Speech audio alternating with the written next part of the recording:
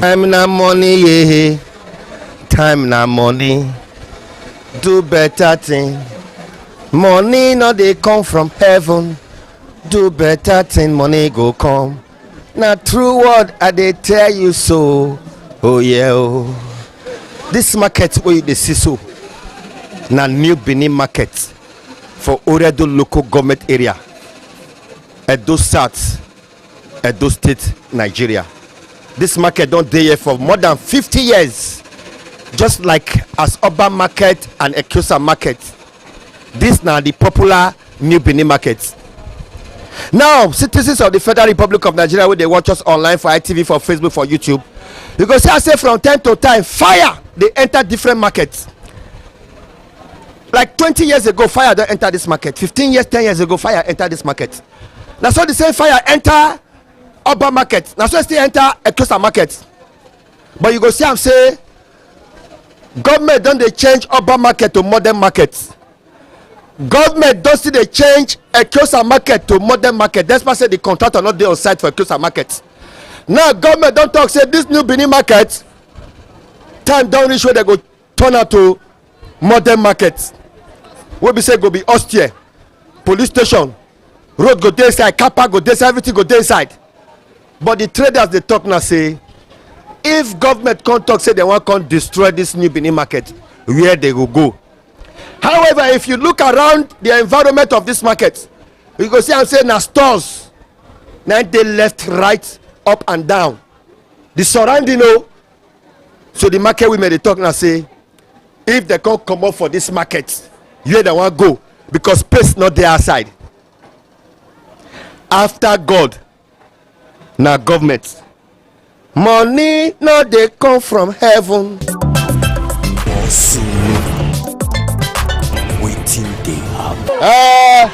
Where are they so? Na where they dey call kemi. Whether you be Christian or you be Muslim, anything wey you dey do, tradition is tradition. E get some kind things wey dey work wey you no believe, but e dey work.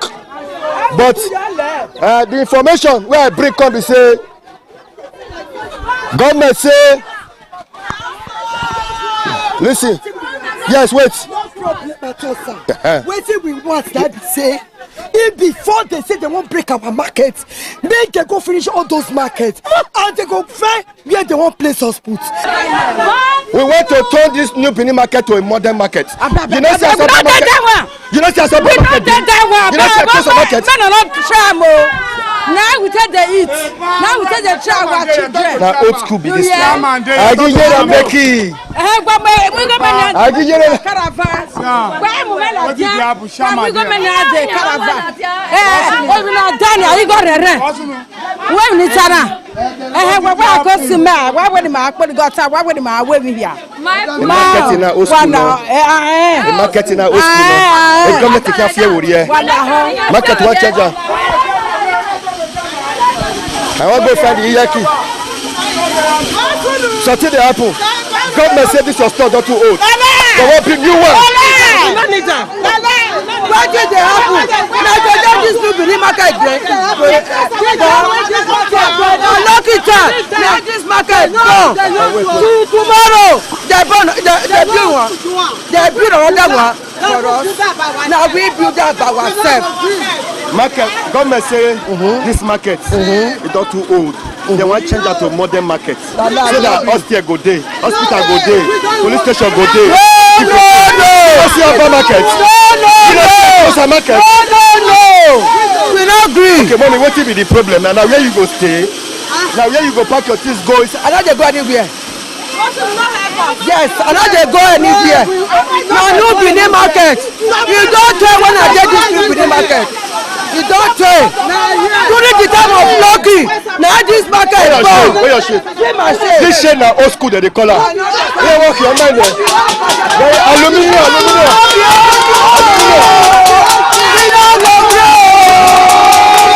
We don't agree. I dey for New Benin market. As government don dey renovate so many markets, they renovate Oba market, Ekiosa market, New Benin market, na dey turn now.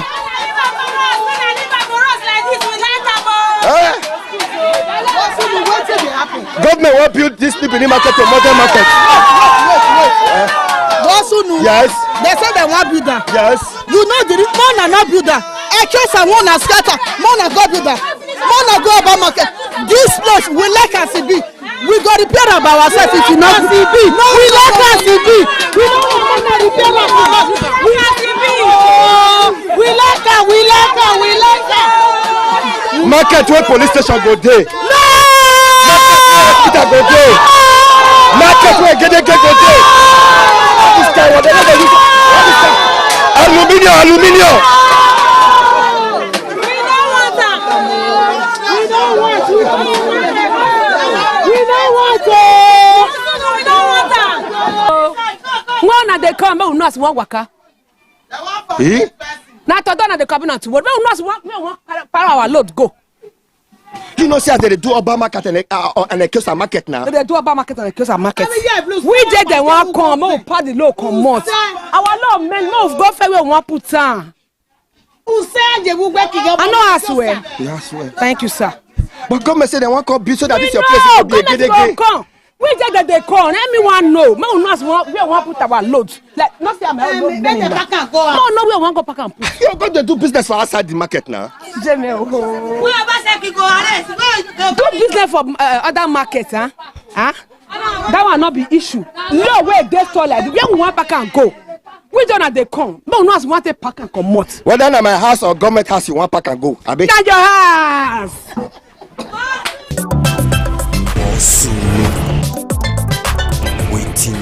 Time na money, yeah.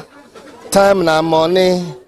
Do better thing. Money no dey come from heaven. Do better thing, money go come. Now true word that they tell you so. Oh yeah. I don't know what come for Nibini market since. I don't know say the traders that don't they talk. They say government, if you destroy this place, where we want go? But they for foul line now. Make I go ask them. However, they say make we let the local government chairman know and the state governor know say.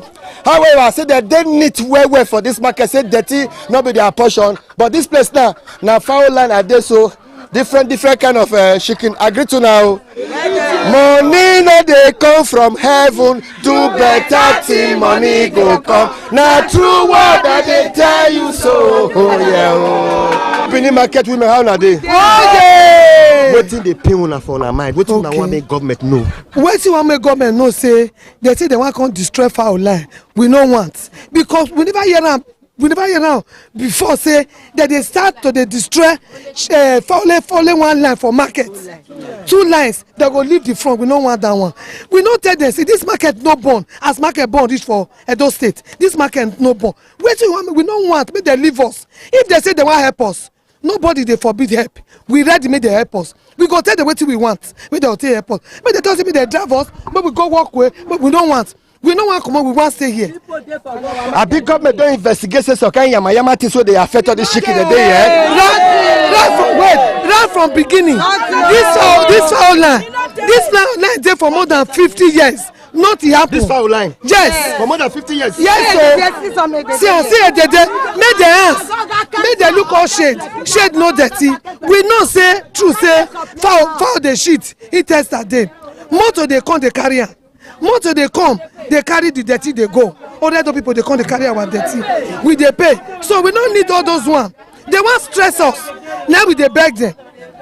We they beg them, make they leave us alone. But we suffer there. But government, I mean, make government check them. They don't come now. They come. Okay, Moin. They come. What it concern you for this matter? Now my source of living. Now I do market where I take train my children. Where I dey now here I do the market. I don't know oppression where they want to oppress us so. They beg them, make them leave us here. They say they want just carry us go another direction. Why it be say only 3 lines and they want to destroy inside the whole market? If I come out here now, I'll go meet Honorable Gabriel Seduseri, the Oredo local government chairman. Say una don't talk, una don't allege the local government. Say they want to destroy foul line out of all the line where they inside this market.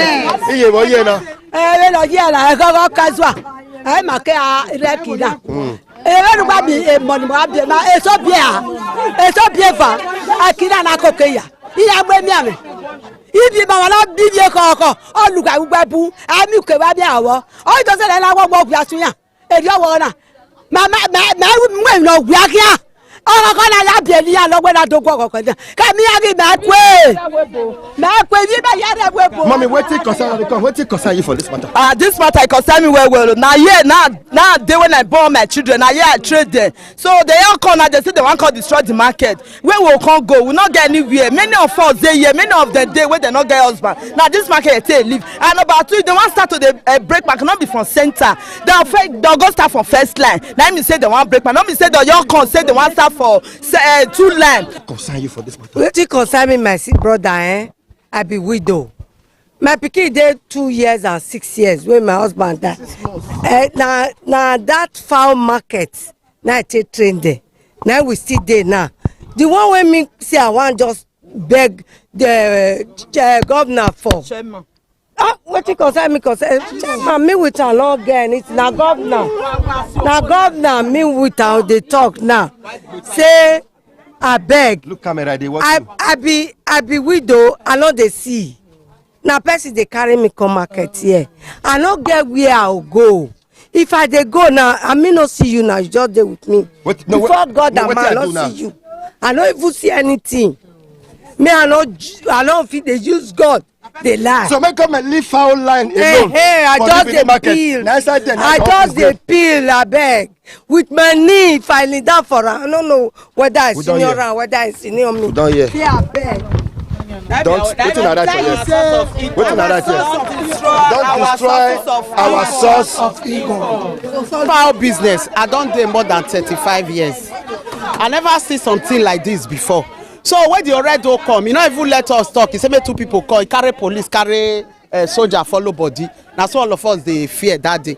So we say we no want make dem demolish this fowl line, the 2 line. We never see, and if dem demolish am, e go affect other shade. Like this one now, see cloth, our fowl line now.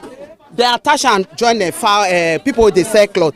Once dem dey demolish am, I be na hand. If na caterpillar dem wan use, the thing go affect those ones, and e go affect so many shades apart from a fowl line. And number 2, you go see our cage now. See this cage, that one wey dey inside. If you wan do am now, it's over 300,000 to do am. Where we go see that money? Where we go? Where you go take do am?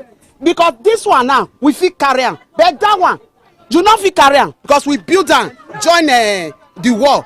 If you wan do am now, it's 300,000, more than 300,000. So we not get that kind of money wey we come dey one they don destroy and we come dey find money again. Where we come dey. However, this chicken na there they stay. Na here that they stay. And na here una dey feed them. Yes. And una dey pack their. We dey pack their even the intestine. Comot for road. Even the intestine. Comot for road. No worry. See am, we go leave am here. Then the ones wey dey inside, those ones wey dey inside, those ones now, na that one we just dey talk. If you wan do that cake now, e dey go 500,000. This one now, 300,000. If dem destroy am, we many widow dey inside, single mothers dey inside. Those wey just still dey grow dey come dey inside. So we never see, we no wan make dem demolish am. So na what make dem leave us. Local government. Because the local government dey in charge of market. We know. Make them leave fowl line people alone. Yes. So the money wey say World Bank wan use, make dem use am, make dem give us borehole. If na drillage, make dem do am. We no wan make dem demolish am. Make dem help us. We dey maintain our. You go see most of the shade now, ties dey. So we no want make dem demolish am, because if dem demolish am, we go suffer. May I go check other place? Money no dey come from heaven.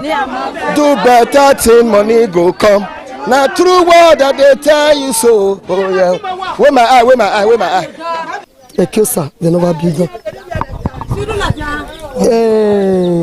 Oba market, they never finish am. So they say they won't break New Benin. Make they finish those 2 markets. If they finish am, we go green.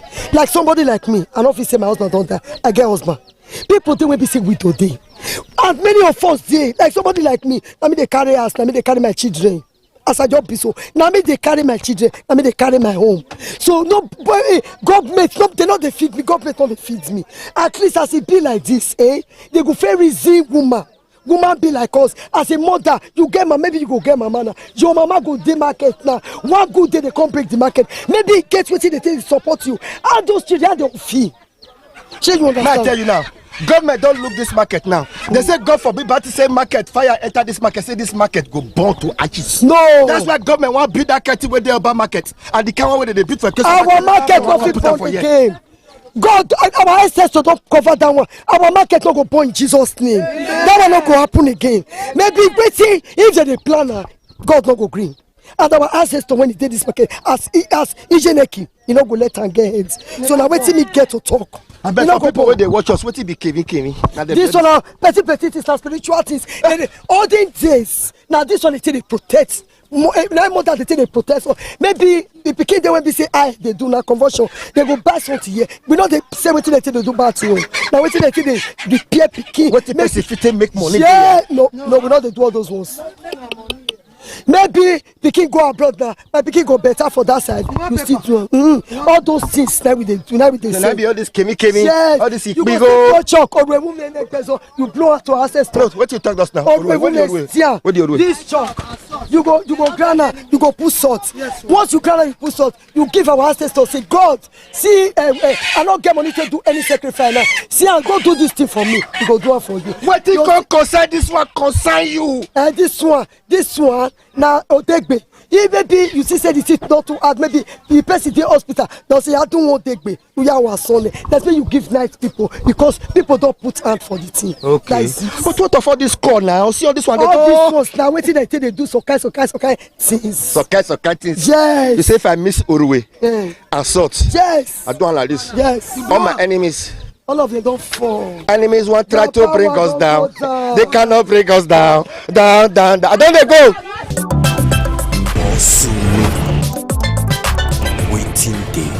However, as an area journalist, one of the things where I don't investigate for this new Benin market, they say the people where they sell fowl, this line 1, line 2, they surprise out of all the line with this this market. Now they are line, they can't talk, say they want first take start the demolition. Now it shock them. That's why they tell government now say if they want start maybe all over. Not be saying you can't start from this line, but however, they say they not get choice and they not go get where they go now. That's why they beg the government, local government and the state government, make them check them well and make them balance and well. However, say where they do this, their fowl business on a daily basis. Say most of them don't do this business for more than 10 years, 20 years, 30 years. That now they know how they pack their fowl shit, and now they still know where they throw away the fowl shit. Now beg with the happy. May our governor may come to our aid. May he talk to Oredo Chema. Now beg now with it because Oredo Chema tell us say now the May ending. This month ending where we dey so we not get where we dey go. Now beg now we dey beg. May them give us, may them leave us for our shade. If they get anything as I first token, may they come put borehole. If not drillage, what it go make them better, but not to destroy our shade. I'll go meet if I come up for you. All of this gutter. We are the sweep up. We are the push up. We are the clean up. We are the wash up. We are the put the toy.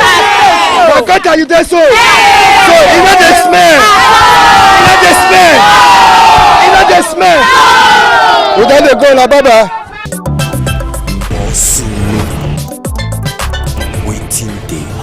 Honorable Chairman, thank you. This market women from New Benin, first of all, there be the fear, but they can't come here now. Now, two things. So, the first one, they say you want to change that New Benin market to modern market, just the way urban market and the close and all they go on. But these people where they this foul line, they fear. But really address us. What will happen to these people where they sell foul for New Benin market? What will be the update? Yes, what they heard from us was. Turn down to PG so that. Okay. What thing they happen? Be say. World Bank get one program where then they do we make them send their certain agencies to come here. They can't choose New Benin market. Say they want to come build for us what they call poultry market. They call it El Press poultry market. This market now just 2 line only for the whole market they want to use. They are building it to a modern standard. One, to avoid diseases based on the way they are slaughtering their chicken inside the market. They want to give them the modern way and all the requirement they need to put these things in order. So what they are doing there is not to take their shop, is to rebuild it. And we have promised the market people that we will take their number and their name.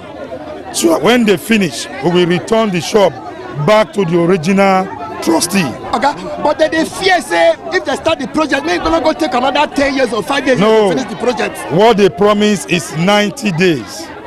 And if they don't finish it in less than 90 days, we will take them back to the same place to do their business. The local government is here to protect them. It's not like other projects. It's not even a big project. It's a small project, just 2 lines. It's something that even we as local government can do in less than 2 months. So for the benefit of doubt, it's just 3 months that we want to do this project. It's not a local government project.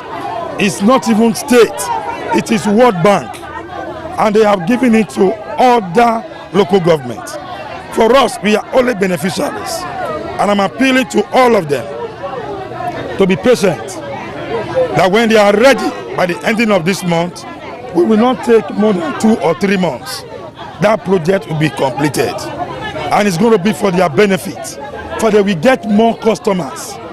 People like us who used to buy chicken from places like supermarket and the rest. I would now like to go there to buy because the environment is clean. They are using the modern materials, the environment, everything. And at the same time, it will be void of diseases. Yes, to be void of diseases. Okay, before I let you go, any plan to modernize that market? That food market? That market not old. Yes, that is one of the oldest markets in Benin. New Benin market? It's one of the oldest markets. And I think it's high time we start thinking of renovating and rebuilding. But we are going to do that if they agree that we do it. If they don't agree, we leave it as it is. For me, I think the governor has the final say. If the governor decide and give approval for the rebuilding, they will have no choice but to cooperate with the state government. I cannot do that on my own without permission from the state government. My honorable chairman, I thank you for the time you take to address us. I greet you, my God. The plan, the truth, and nothing but the truth. Thank you. Thank you. What will be the plan? We say the World Bank and federal government now they collaborate for this program. For the states, apart from Edo State and some few states where they this program, so now only few of us throughout South. Now only Edo State did this program.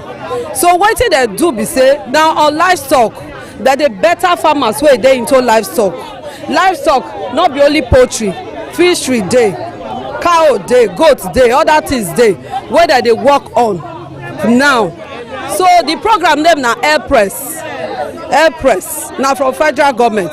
So this local government wetin dey bring come here be say they look through that market, they find out say the market don old, their drainage system e no dey fit carry their influence, the shit and the fowl feather wey dey come from the market. So people no even dey gree go there well again. So when they don carefully look the place, fowl even get program. Inside that market? Yes, all of these ones go dey inside the market. Vet doctor go dey there, vet doctor's office. So all these things that they don package. So last week now they come the engineer wey they don already build this the payment for this program. So chairman come ask them say when una take start, then they say they go there, the women pursue them, say they no need change, they want to remain the way they are. And the government is saying, Tinubu is saying, I don't want the country, the state, the local government to remain the way they are. I want changes. We are working, let the work show. People they say they know they work don't come now. Why una go say no? The local government chairman come beg the women, all of us go the market, we can't go beg them say we not allow this change come from shop A to Shop Z. All of those them. people wey get their space there, if they don build this modern one, they go return back to I that tell space. you, wetin even make am be say dem no start this program this week, dem no start the building. Na when the engineer come talk, he come say those deep freezers, the vet office and the defensory office, say na 3 office dem wan take for inside. Na chairman say no, the 3 office must join the offices wey dey there before dem must complete. So you may not displace anybody, or you no want that one. He come tell the engineer say bring your paper. Engineer come show, and now he come say no, engineer, urban market na issue don already dey. You no want issue for New Benin. The number of markets wey dey before now must still dey. Find another place where you carry your defensory machine go, and other office. Now the man come say okay, let them go back to their plan to change it. So they will not deck the front, put the 3 offices there. That's why the job they delay now. If not, because they need to get approval from the World Bank and the federal government, say they don't change plan. As I dey tell you now, other local government get this project. I come from Ovia before they transfer me here. Ovia hold on, they work. So I don't own to work. I show that.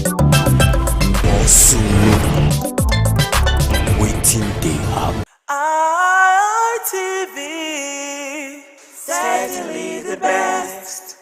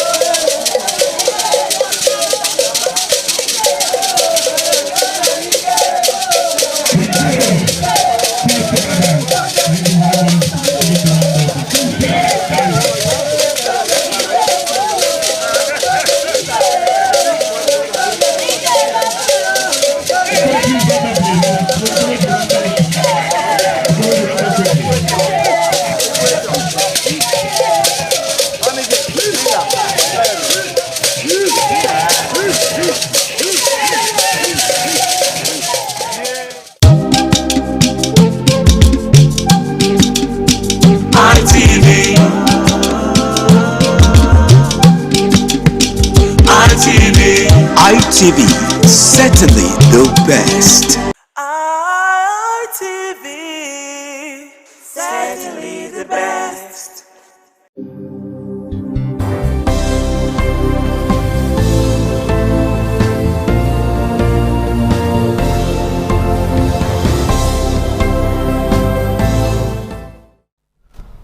World Hypertension Day is observed every year on May 17, and it's part of Hypertension Awareness Month. And this was started by the World Hypertension League in 2005. Then the theme for this year is Controlling Hypertension Together. Check your blood pressure regularly. Defeat the silent killer. And the focus is on collective action. Individuals, families, health workers, government at all levels, everybody should play their role in controlling hypertension. My name is Adesuwa Sawage, and it is a pleasure that I bring to set 2 consultants in the business of talking to your heart. They are cardiologists, consultant cardiologists, and they are here to talk to us about hypertension. Yesterday was the day set aside, but today we will celebrate it on air with you, for you to know that this thing called the silent killer is not here to joke with you, okay? And it's not something you can take on the face level. So join me as I make welcome Dr. Aisasa Ogbomo, consultant cardiologist from the University of Benin Teaching Hospital. Hello, Doctor. Thank you. Good afternoon. You look good. You look like my sister. Are we related somehow? All right. I have Dr. Akinwumi Ojo, is also a consultant cardiologist from the University of Benin Teaching Hospital. Dr. Akinwumi, it's a pleasure to have you join us today. Thank you very much, Adesuwa. Thank you. All right. We look at this hypertension at face value. So we want to know quite a number of things, because from the little research I made, I discovered that hypertension affects an estimated 1.4 billion people globally, and is the leading preventable cause of premature death. So doctors, why is hypertension called the silent killer? All right. Thank you very much. So today we talk about hypertension. Yes. Being a silent killer, and that's even one of our major thing we are talking about, because silent killer means it doesn't give you any sign. It doesn't give you any symptoms. You feel that you are fine. You go about your day-to-day activities thinking that you are perfect, but the blood pressure is there, and if you don't check, you will not know. Some people say they feel some things when their blood pressure is high, but most of the time there is no sign, there is no symptoms, you are not aware. Blood pressure is high, you go about your day-to-day activities. When something now happens, develop maybe a chest pain, difficulty in breathing, and that time is already getting too late. So it's silent because it doesn't give you any sign, doesn't give you any symptoms, and the BP is high. If you don't check, you will not know. So Dr. Aisasa, is it not possible for one to just know? You know, when you have a headache, you know you have headache. When you have pains anywhere, you know you have pains. How come one cannot know if he or she has hypertension until you go and check? Are there no signs? Are there no symptoms? Oh, thank you very much. Actually, at the time one begins to have any symptoms or signs from hypertension, that tells you there's already a complication, and that the patient is already having a stroke, or that stroke exhibiting itself in form of facial weakness or facial deviation, arm weakness, slurred speech, all right? Or patient is coming down with difficulty with breathing, pictures of heart failure, leg swelling, or is already having complication of kidney failure. So that may be the first time the patient may be noticing that he or she has hypertension. That is why we have come to preach today that as many of us as are listening to us right now, find the nearest health facility and get your blood pressure checked. You don't need to wait for any symptom to develop or complication before we now start running helter-skelter. Because many of those complications are usually terrible. For example, imagine a patient who has chronic kidney disease, has to go through hemodialysis. Apart from the cost, the financial implication, the trauma, the psychological trauma for the patient involved, the family, it's just, that's why we're preaching prevention. They usually say the slogan that prevention is better than cure. So hypertension usually is most times asymptomatic. Okay, let's look at causes of hypertension. Dr. Akinwumi. Okay, when we talk about causes of hypertension, as we said, in more than 90 to 95% of cases, hypertension has no cause. That we call essential hypertension. No cause at all? No cause at all. In more Nothing than triggers 90 to 95% of cases, hypertension has no cure. The other word for that is essential or primary hypertension. It's just the remaining 5 to 10% that could be due to an underlying causes like kidney problems, thyroid problems, disease with the adrenal glands or so. So just from the minority, 5 to 10%, but the majority, there is no cause. What we have are risk factors, things that if you have it, you have a tendency of having high blood pressure. Things like the fact that we have black race, for example, is a risk factor. In fact, the fact that you're a male gender is a risk factor because it's actually commoner in males. The fact that you are obese, it's a risk factor. The fact that maybe you have high blood sugar, high cholesterol, those are risk factors. So what we have is a risk factor for hypertension. In more than most cases of hypertension, 90 to 95%, there is no cause. Okay, Dr. Sosa, is hypertension hereditary? Well, we can't exactly call it hereditary, but we can use the term familial, meaning it tends to run in families. Most times patients present to us in the hospital with hypertension. Well, I find out most of them have a positive family history of hypertension. But we can't exactly say it's hereditary. This is the gene that is associated with hypertension, no. But it tends to run in families. Yes. So when it runs in families, it's a cause for concern? Yes. So, like, you know, sometimes they will say, nowadays, before we used to hear that, oh, hypertension, old man disease, old woman disease. But now you find young ones coming down with that ailment. What could be responsible? I even have 18-year-olds. 18? I have patients, 18-year-olds, and they are on anti-hypertensives. I've seen 40-year-old patients come to me, I'm like, I'm only 40 years old, my grandmother is 90, and she's not hypertensive. Yes, the risk factors are there now, ranging from our diet to our lifestyle. For example, we are now more sedentary. If you look at the family in the evening, daddy, mommy, and the children were all glued to our phones or were glued to one screen or the other. But in those days when we were growing up, we'll be running around the compound, running around the area, you know, exercising ourselves in one way or the other. It's not like that anymore. And right now, the kind of things that we eat, that we're exposed to, the kind of food, we're more likely to eat processed food, salty foods, high cholesterol foods. All these are risk factors. Then other risk factors, I don't know, all these energy drinks, alcohol, cigarette smoking, they are seen like normal, it's like a normal thing in this recent generation. So I think some of these things are responsible for. And another thing that we also tend to forget is consumption of herbal medicines that we're not really sure the constituents. Many people are taking medications, we don't know what's inside, what is in the medicine, and they're taking those herbs not prescribed, and they can actually damage the kidney and cause issues. And you know, most patients that have you know somebody will tell you that this herbal medicine have been there from time, and they have been using it before orthodox medicine. So why are doctors saying it is not scientific proof, all of that? You know? Yes, there are two schools of, for example, when my grandmother was there, she would squeeze Saint leaf and stuff like that, you know, squeeze bitter leaf here and there. But there are some herbs that they are taking, you don't know the constituents. They just give you a concoction, and most of them are alcohol based, of which you know excess alcohol too can also cause one's blood pressure or increase the cardiovascular risk. So you just have people swallowing, drinking different concoctions. You are not sure what's in there.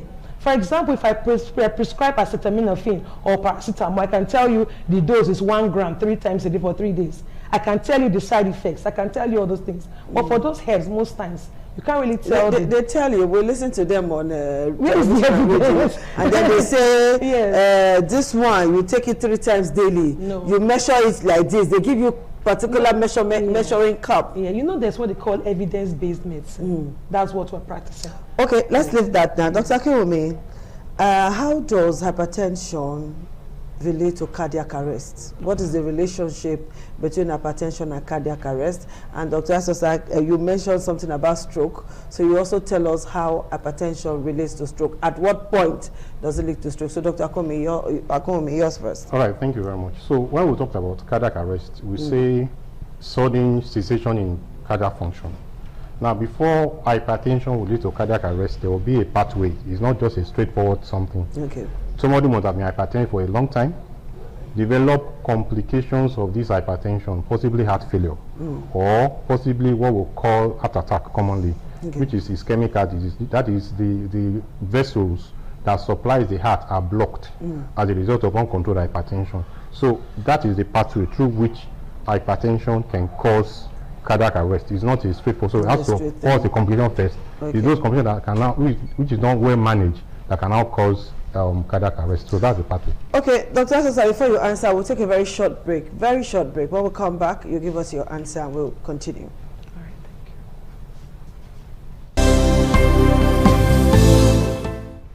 Thank you for joining us again on the program Health Living on Independent Television, and I'm still here with Dr. Akinyome and Dr. Asosa. So, Dr. Asosa, answer the question I asked before the break. All right, thank you very much. We're talking about the relationship between hypertension and stroke. Hypertension, I can say, is the commonest cause of stroke. All right, is the commonest cause of stroke. And how will you identify stroke in a patient? We say FAST, F-A-S-T. F standing for facial deviation, A standing for arm weakness, either the upper limbs and lower limbs, all right, and then patient may have slurred speech. And when the patient has features, you see these features in a patient, you should know, suspect this patient may be having a stroke, and you need to act fast because time is brain. The earlier you act on that patient, the better. And you know, there are two types of stroke.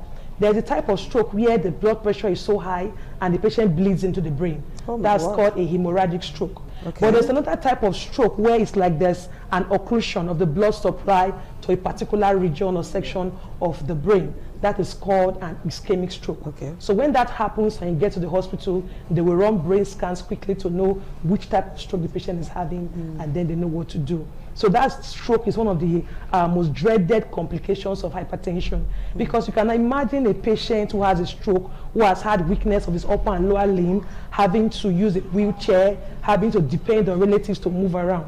It's just better to prevent than wait for it to occur before we run helter-skelter. But in the event that such a thing happens, get to the health facility as soon as possible, because time is brain. Okay, Dr. Asosa, you've just described something that would usually take many people first to their pastors, to the church, instead of running to the hospital for treatment. It is always spiritual attack, they throw and give arm, all of that and all of that. Doctor, please, all of these misconceptions, can you talk to somebody out there on it? All right, thank you very much. This is very important. The first thing I want to say is that part of what we are discussing this year in World Hypertension Day is that we are looking at how our communities, community leaders, pastors, imams can actually help us in order to control hypertension, because these people are people that are well placed in society, people believe in them, people go to them. So we're also calling upon them to also help us to fight hypertension in terms of giving right information to your people that are under you, either your congregation or your, as the case may be. For example, this case we are talking about, somebody that is stroke, as we have said, it's something that is sudden, and that kind of case, treatment must commence immediately. So the time of going to the pastor, going to the imam, the damage in the brain is already going on. So instead of doing that, it is just to come to the hospital so that doctors can actually start treatment on time. The earlier we start treatment, the better. So any form of heart complication we talked about, or hypertension related complication we talked about, either is MI, either is heart failure, either is stroke, either is kidney problem, the earlier we start treatment, the better. So the right place to come is the hospital, where prompt treatment can be started. Thank you very much. Okay, thank you, Dr. Akunyome. Dr. Asosa, what is this one or two or three misconceptions you will want to correct today as far as hypertension is concerned? Okay, well, one of them is that you don't need to wait to have headache or to feel anything before you know whether you have hypertension. Hypertension can actually be asymptomatic. Then another thing, some people will say, oh, yes, they told me, him or her, that, oh, the blood pressure was high, he has taken his medicines, blood pressure is now normal, so there's no need for him or her to take his medicines anymore. The answer, that is not correct. The blood pressure is controlled because you are on medicines. So when someone who is hypertensive is taking his medicines and suddenly stops taking his medicine, for example, you can have rebound hypertension. All right, so you don't suddenly stop taking your medicines because you don't feel anything. You don't necessarily need to feel anything. So that blood pressure at that time is controlled because you are taking your meds. Hypertension cannot be cured. Hypertension is controlled or managed. All right, so if the person suddenly stops taking his medicines and he knows it's hypertensive, the blood pressure can suddenly rise, leading to these complications that are dreaded. So we advise that even if your blood pressure is well controlled, you should continue taking your medicines. However, there are some patients who are taking their antihypertensives and their blood pressure begins to go below what we expect. That is why it's advised that apart from you don't just take your medicines and sit at home, you should go for a routine checkup. If the blood pressure is too high, we add more medicines or increase the dose for better blood pressure control.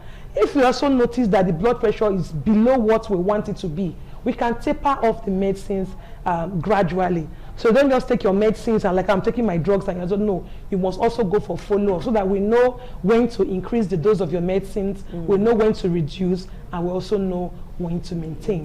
Then another thing, hypertension is not just all about drugs, all right? Hypertension is not all about drugs. There's what we call the DASH diet, dietary approach to stopping hypertension. Some people whose blood pressure are like the new classification of hypertension are beginning to introduce things like pre-hypertension and all that. That is those who are having blood pressure 130/80 to less than 140/90. Their blood pressure is not yet maybe high enough to start antihypertensives. But if we do not catch this group of people early, they will tip into frank hypertension. So what we do for them, we give them advice. We say stop taking, cut down on alcohol, stop cigarette smoking, reduce the salt in your foods, exercise regularly, take a portion of fruits every day, take a portion of vegetables every day, cut down on fatty foods, on high cholesterol foods, exercise regularly. These little things will be able to drop the blood pressure even by as high as 5 millimeters of mercury. Wow. So hypertension is not all about drugs. Lifestyle is involved in all of this. Start with lifestyle modification. If lifestyle modification fails, then we begin to introduce our antihypertensives. Then there's another thing. People believe that, oh, I don't want to start these BP drugs. If I start these BP drugs, I will now be addicted to the drugs and I will have to take it for life. I've had patients ask me this question. You're taking the antihypertensive is not the reason why your blood pressure is high.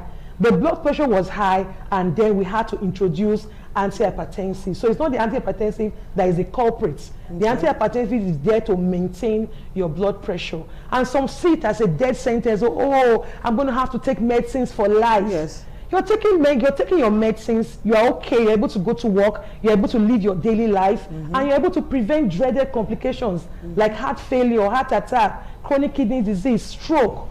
Prevention is better than cure. Because you know, yes. Let me come to Dr. Akinwumi now. Thank you so much, Dr. Esosa. She mentioned salt. I want to ask you two questions in one. At what point does salt destroy somebody's at what point does salt contribute to somebody's ailment when it comes to treating hypertension? That's one. And then number two, we've also been told that there are some drips people give in the hospital that contain salt, like the saline water and all of that. You don't want somebody to take salt, you are giving somebody salt. So doctor, just walk us through that part in the next 3 minutes. Thank you very much. Good questions. So the first thing is about salt. The medically recommended level of salt. Salt contains sodium chloride to be taken per day is actually less than 5 grams. Okay. While the sodium to be taken per day should be less than 2.4 grams. How do we measure all of that? How do we measure the test? That's the next question. So what we usually say is that a teaspoon, a level teaspoon content of salt should be what you should take in a day. Okay. That means in a day means that your breakfast, your lunch, your dinner should be spread across that level teaspoon. So if you are the one that cook at home, you're able to measure that correctly. I'm looking at myself in my But kitchen if you are the one that you are the one that eat from restaurants, you take a burger, take this one, a jollof rice, so it will be difficult to be able to achieve that. So generally, that is the level that is expected. And if you are hypertensive, we have to be stricter with this sodium control, because the more the sodium, the more the blood pressure. In fact, one of the things we are trying to introduce now these days, in a bit to combat this, that we are now trying to introduce what we call potassium-rich salt. Instead of sodium, we are putting potassium. Potassium is coming to substitute for sodium. There are some salt in the market that contain that. We have some in our clinics that people used to bring to us. That is better for someone that is hypertensive than taking sodium with salt. So that is that about that. So sodium have to come down, especially if doctors have told you that you're hypertensive. Your sodium consumption must come down. So talking about the drips, before we can put a drip for a patient, there must be a reason. Maybe somebody is vomiting, somebody is not eating orally, and those kind of things. So we now know that this person would need. I don't put drips for someone that if you are eating, you are taking water. Why must I give you drips? Okay. So for someone that is very sick, you cannot take orally. So we are using the drip to substitute what the person needs as his daily requirement. And some of these, like this normal saline you talked about, the amount of sodium, the amount of chloride in normal saline is the same concentration with the amount of sodium, amount of chloride in the blood. Okay, so it is a normal, so there's no cause for alarm. It's not higher. It's not higher than what it's in the blood. So you're just giving in just say 10 seconds, Dr. Esther, can you round up now? All right, thank you very much. Wherever you are listening to us, I advise you get to the nearest health facility, get your blood pressure checked, get your parents' blood pressure checked, your brothers, your sisters, your friends, and your colleagues. Encourage them to check their blood pressure and live longer. Okay, thank you. Dr. Akiyomi. Thank you very much. My appeal is that all of us together, whether you're hypertensive, or you have someone that is hypertensive, or you are a church pastor, imam in a mosque, community leaders, all of us, government officials, let's join hands together to control hypertension. Prevention is better than cure. I have a good heart. That's nice. All right, guys, thank you so much for being part of the show. We'll see you again on Thursday, and that will be on radio at 3:15 p.m. Do well to join us, and you'll be able to ask all the questions you couldn't ask today about hypertension. We'll see you again. Bye-bye.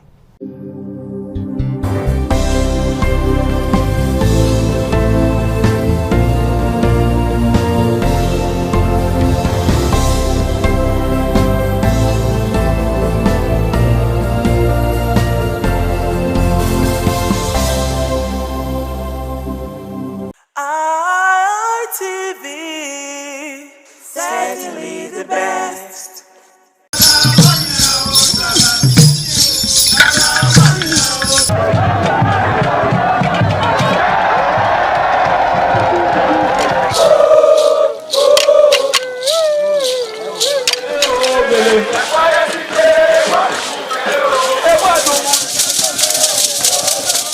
Some days, there comes the Ugemobo Festival, which the Oba celebrates outside the palace gate.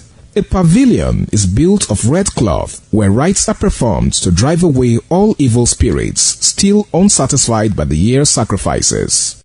The Ugemobo Festival is to commemorate an event in Benin history which dates back to 1504 AD.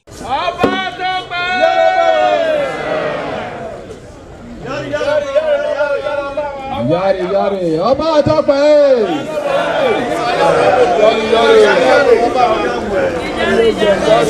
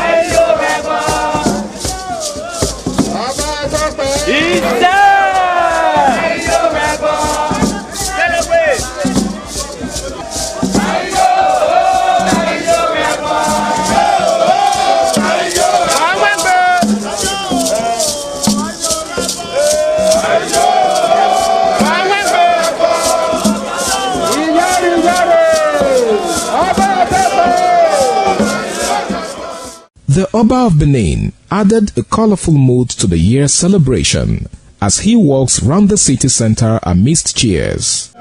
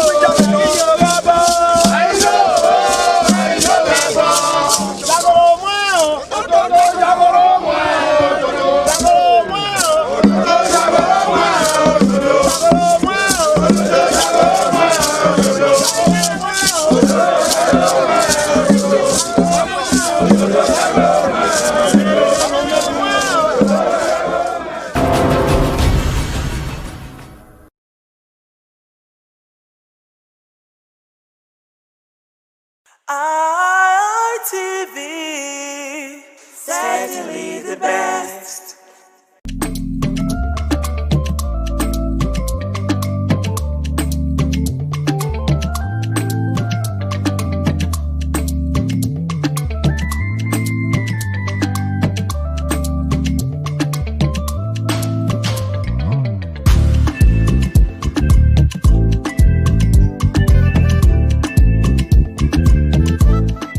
Hello, good day, and welcome to WIC Women in Conversation, where this is a table where women sit together to discuss things that are pertaining to their families, to the world in general. We talk about things that we think should be addressed as women. Anyway, today on this table, we will be looking at a very interesting topic that has been making waves in the social media. We're going to be discussing it and try to get our views and opinions of each woman that is seated on this table. You know how interesting this red table is. The red table is a beautiful space for women where we discuss and give it a positive answer. Anyway, with me this they to do this is Esther. Esther is on my right. Esther is on my far left. Esther Unen. Esther is, she is an administrator, educationist, and a proprietress. Esther runs a school. She didn't want me to introduce her that way, but I insisted that the world should know that she runs a school. I knew why I did that. I'll let you know that later, but she is also a proprietress. Esther, you're welcome to the program. Thank you. Thank you. It's good to have you here as a proprietress. Of course, Children's Day is coming up very soon. So you're going to come back to this table to tell us more about children. Okay, so let me go to my near left where we have Dr. Juliet Igwe. Dr. Juliet Igwe is the business person on this table. She is a business and a leadership coach. You're welcome. Thank you very much. It's good to have you. And then to my right, I have Gift Furera. I hope I pronounced that rightly. Okay, so Gift Furera is a professional chef. She's going to be serving us lunch after this program. But anyway, behind the camera, I asked her what Furera means, and she says it's a beautiful flower. She's as beautiful as her name. Thank you for coming. Thank you very much. Okay, ladies, we're going to be looking at relationship with divorced persons, and I decided to bring in this to the table because of what has been making round on the social media pertaining Pastor Peace Ibiyoma. I hope we all know who Pastor Peace Ibiyoma is. She is the wife of Pastor David Ibiyoma. Okay, so during the week, Pastor Peace Ibiyoma was trending online after advising married women not to keep close friendships with divorced women, claiming they could negatively influence their marriages. The pastor went further to lay curses on women who snatch women's husbands, praying that they also will be inflicted with cancers, and even laying curses on the children. I saw the video and I decided that you women should speak about it. I don't want to talk about it. You all have your opinion. I have my opinion about what happened. So you have your opinion on what happened. I'm going to start with you, Esther. I also know you are a pastor. That's why I'm going to start with you. I know that you're a pastor. And this is a woman pastor who had come online advising married women not to have negotiation or not to have friendship with divorced women. And she went on to curse them and curse the children. What's the take on this? Well, personally, this has to be my personal opinion. Okay. So for me, I don't really think, based on my own personal opinion, that she was right to say, using myself as an example, that I don't have any business to do with women who are divorced. Looking at it critically, it might not be their fault. And going through what has been happening, what if the woman decided to leave the marriage for her health or domestic purposes, domestic violence purposes? Like we all know and we've been saying. So on that note, will I say, oh, because my sister left her marriage, I should not have anything to do with that? No, for me it's wrong, because it's not her fault. Basically, it's not her fault. For the sake of life, we all know, instead of a woman dying in that marriage, please leave. So I, as a fellow woman, should not, keep distance from the person. So personally, I don't think that was proper. As a pastor, is there a sin to divorce, for, probably like you said, it could be domestic violence sake, it could be different reasons why a woman decides to divorce. Is there a sin attached to that? Well, the Bible critically states that God hates divorce. But now, in this situation, under these circumstances that we are finding ourselves, if it has to do with threat to life, they should be separated. They should stay apart, Maybe after a while, after counseling and after advice, they could come together. But at that critical time, that has to do, like we have been initially talked about, domestic violence, the person should stay they should be separated. Gift, let me come to you. Okay, this is a heart-touching story. I'm sure the video made so much waves on the social media, and I'm sure you have also seen the video where she laid curse and saying such women that goes around to take people's husband should be infiltrated with cancers. And she also went on to curse the children of such women. What's your take on it? Do you think it was the right thing to do? Well, for my own personal opinion, that cause wasn't necessary. Yes. And then if I will start from where she said, that we have, relating with divorced people is wrong. To me, I feel maybe because she might be speaking from the position where she is. What position? As a pastor's wife who must have seen a lot of things concerning divorce, and probably for the reason of evil communication. You understand? If you affiliate with the divorced people, evil communication, probably she might be talking on that terms. So, but laying curse on somebody who took somebody's husband and even to the children, that is not necessary at all, because it is not in her state to judge. Yes, it is not in her capacity to judge, because judgments, even let's look at karma. Even if she does not curse, let's just leave everything to karma. Karma will always catch up with anybody that defaults in any way. Okay, so that is, Dr. Juliet, I know you're a business person, but this has to do with women. This has to do with family. Okay, if you have a sister that is divorced, Pastor is saying that Pastor Peace Ibioma is saying that you should not associate with your sister. Do you agree with her? Well, I do not totally agree with that. But there's a part where you agree with her. Yeah. Please go ahead. Part where I agree with that. Okay. Because I want to believe that she's speaking from the perspective of a mother. A mom will always want to advise her children. Just like we are mothers, we advise our children, don't follow this person. This person might influence you. Don't go here, don't go there.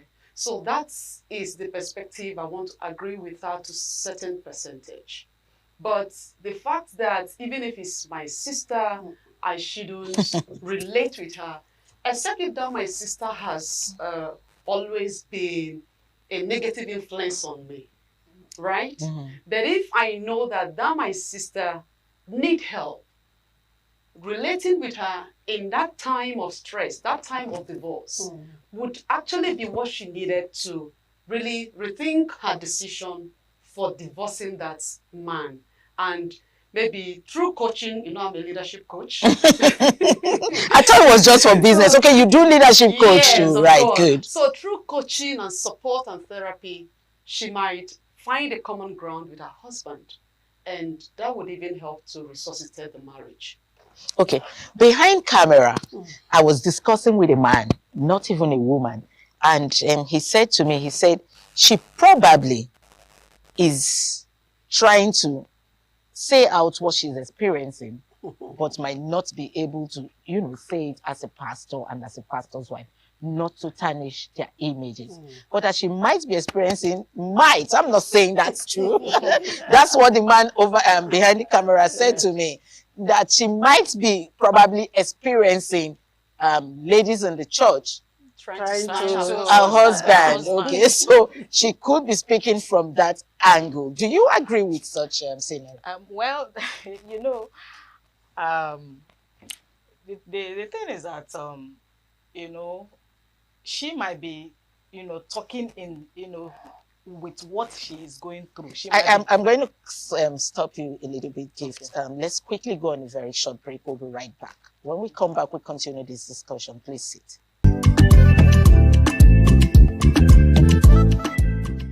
Welcome back. It's to the table of WIC, Women in Conversation, where we discuss everything pertaining women, children, husband in a little bit anyway. But without the men, actually, we won't have the women. So we also discuss them. I just make them jealous when I say we discuss about them a little bit. We were talking on relationship with divorced persons, and you were saying something before we went on a short break. Please go ahead. So what I'm saying is, you know, she is a pastor's wife. And most pastors' wives, they go through stuffs that they cannot relate. They cannot share because they should be the one advising, not them talking about what happens to them. So probably it's a grant for her to now peer up. Oh, wow. Yes, probably it's a grant for her to now, you know, say what is inside. I'm not say what she has been swallowing. Yes, yeah, okay. You know, so it could be that, and it could be not. It could be not it, because she is a mother that has a lot of people she takes care of, and she could be saying her mind to them, and she could be, you know, advising them on something that they should, you know, also guard themselves about. Okay, so yes. A lot of Nigerians have this has sparked a lot of reactions from Nigerians. Okay, yes, you want to advise your people as a mother, as a woman, but does it warrant you cussing? Let me start with you, doctor. You're looking at me. Does it warrant you cussing that they will be inflicted with cancer? We all know what cancer is, and then also curse the children. What is the business of the children in all of this? They didn't ask that they should come through, that person, or through a relationship that is of a person's husband. They just found themselves in the woman's womb and having that man as a father. So what's in fact, that was a no-no for me. You can't afford to curse people on the altar of the Almighty God. In fact, the Bible said you should bless and not curse. No matter the level of provocation, considering her standing, she shouldn't stand at that altar and curse people. That was where she got it wrong for me. Like when I spoke earlier, I said, I agree with her to some certain level. But for that part, it's a no-no. Let karma do its work. If Jesus had cursed all the people that worked against him, I don't think we will have someone like the great Apostle Paul. Because Apostle Paul worked against Christ. In fact, he killed a lot of Christians, but Jesus was still, he saw something that other people did not see. That someone is divorced today doesn't mean that the person is 100% a bad person. And that doesn't mean that the person cannot retrace her step and make the marriage work. So, cursing that person is a no-no for me. She would have stopped at the level of advising even to the people children, not to, you know, not to go into divorce or snatch people's husband and leave that cursing part alone.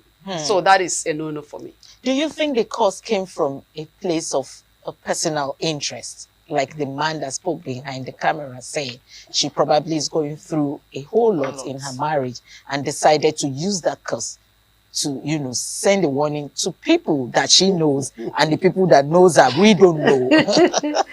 Well, for me, I may say yes and no. Okay? Yes, on the ground that it might not be a person.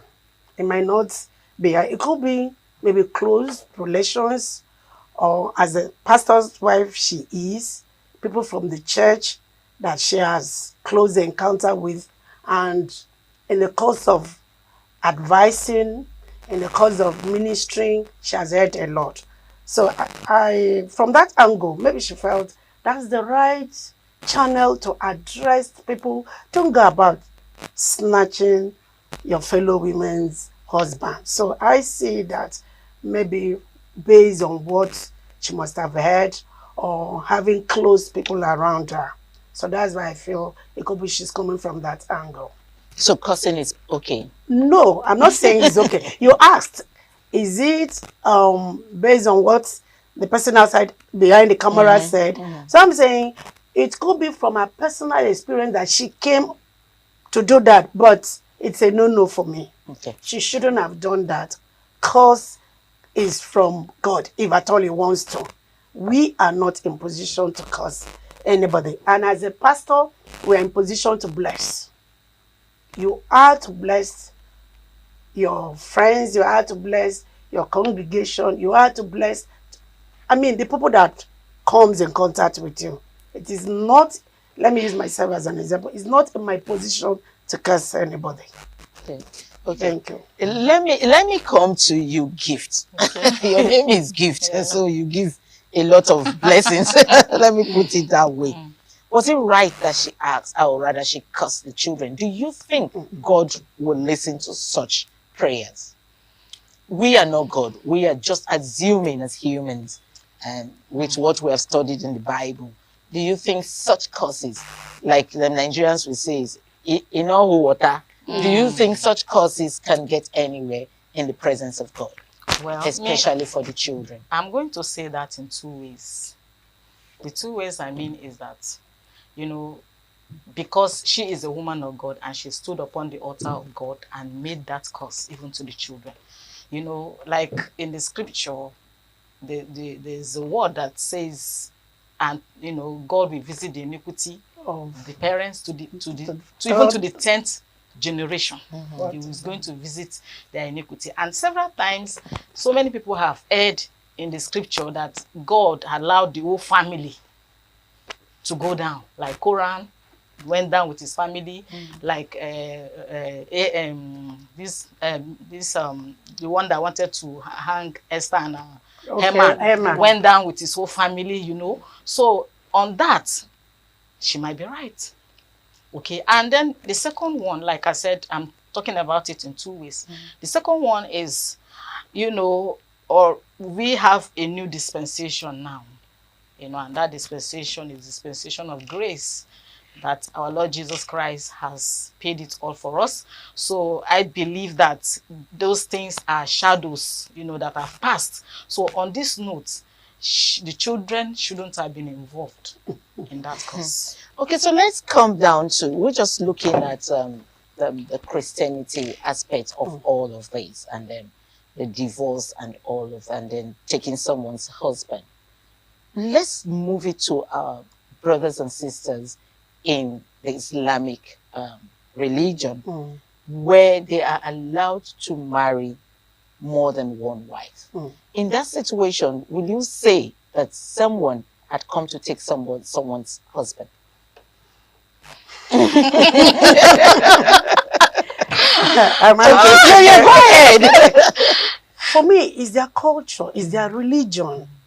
So the women there already know this is what is obtainable in our culture. So the man is not even the woman that goes to meet the man. It's the man that after the first wife, the religion says you can marry up to 4 wives. So it's not the woman that goes to meet the man, it's the man. So in that culture and religion, is acceptable by them. Yeah. And so you think this cause will not affect such people? Because we're particular about the cause. She's not referring to the Muslim. No, she generalized the Muslim. You said the man goes to meet the woman. Do you think that this husband snatching thing, that is always the woman that goes to the man? Is it not the man that will go and tell the lady, I like you? That's what I'm saying. And from there, they start the relationship and the snatching starts. So for me, that's what I'm saying. The man goes there. So, okay, I understand your question. But in this part of the world, there are women who are consciously snatching the man. Yes. You speak as if you have seen one before. Can you share? Snatching, consciously snatching. Can you share with us? Deliberately snatching. Okay. Can you share with us? Well, I've not seen one, but we've heard, of course, we've heard a woman trying to, be nice, going to extreme of doing things that ideally she's not supposed to do. You know, when you try to show, how do we have side chicks? So when you try to show a man some kind of love, whom you think the wife is not doing at home, that is a way of, you know, preparing the snatching. Yes. And maybe there are some things you are doing which, as a wife, we all are wives. We know by the time you get up in the morning, running after children and do a whole lot of things, you might not really have that time to give the man. Let me come down to this. I have seen a story where men walk away from their marriages, from their wives. Okay. And now if a man decides to leave his wife, not even divorced, but you just walk away and, you know, not even giving the wife the reason why you decided to walk away. You just took a walk and leaving the wife with the children. And then years have passed. And then another woman finds him and decides to marry him. Does this cause also? Because I am particular about the cause. No, yeah, they of course the cause won't happen because that other woman that came later already was not in the scene. Was not in the scene at all. Which other woman would have caused the wife? The wife caused the husband already. Abandoning the children, everybody. Strange woman. She was not aware of any strange woman. So the cause now is on the man alone. And you know, for the fact that some people enter marriages for some certain reasons.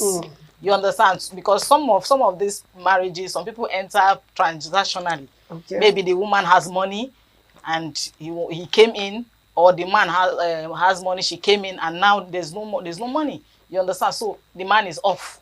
So in the first place, the man did not even, for me, in the first place, in some situation, the man did not even come into the marriage with his heart, with being committed. You understand? Most cases it's like that. Okay. Yes. We've just been told that our time is almost up. So, but one word from every one of us. What is your advice to those that snatches someone's husband? Please stop it.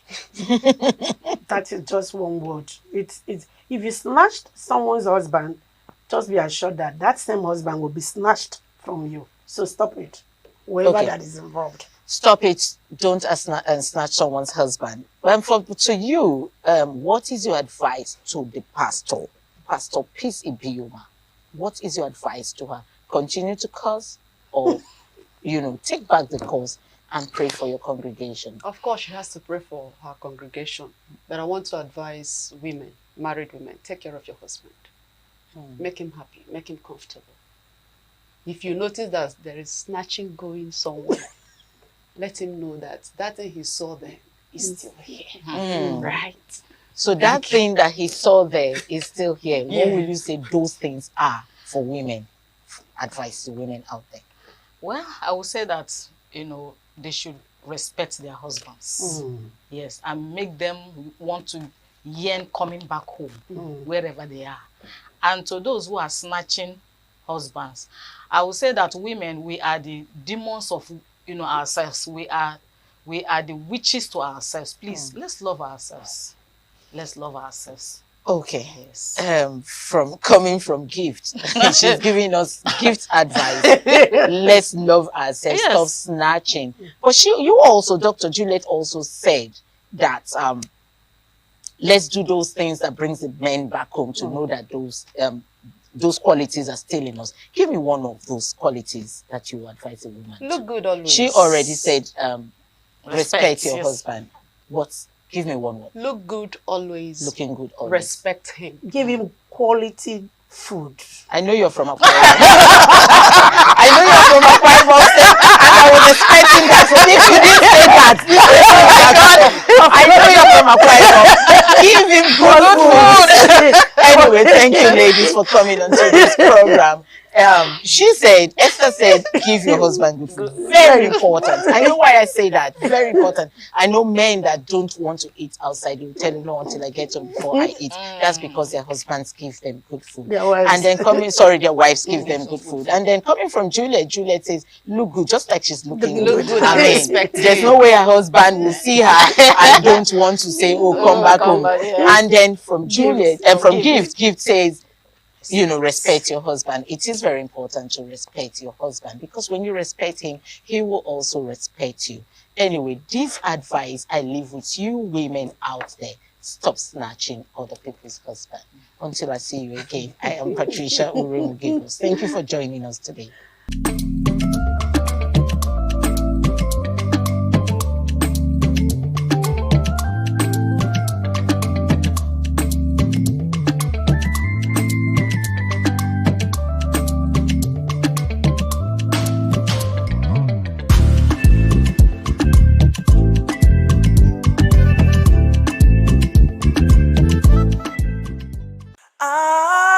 RTV, certainly the best.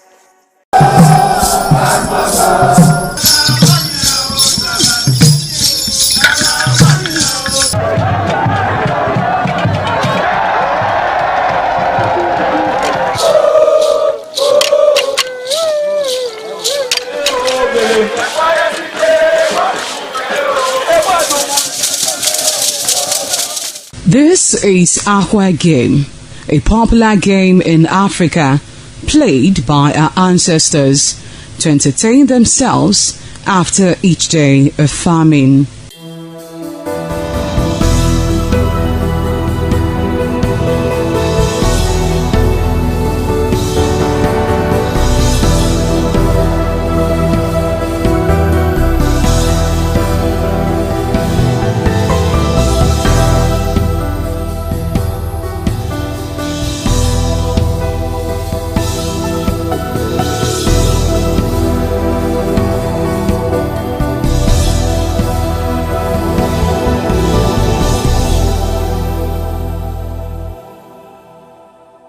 It is also relevant in our coronation in Africa.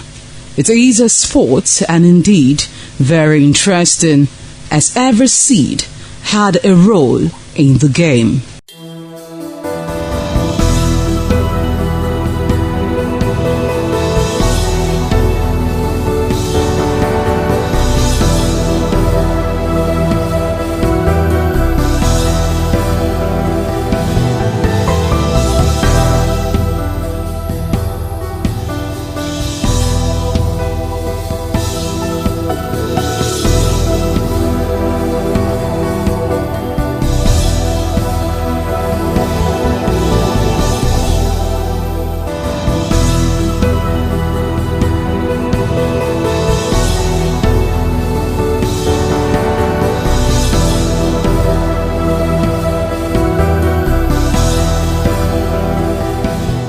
Playtime is 45 minutes per set. There is no age limit as long as you can spin aqua seed. Ayo or aqua game, known as the game of intellectual. This game requires a lot of mathematical skills. Aqua game is played with carved wooden box containing 12 holes.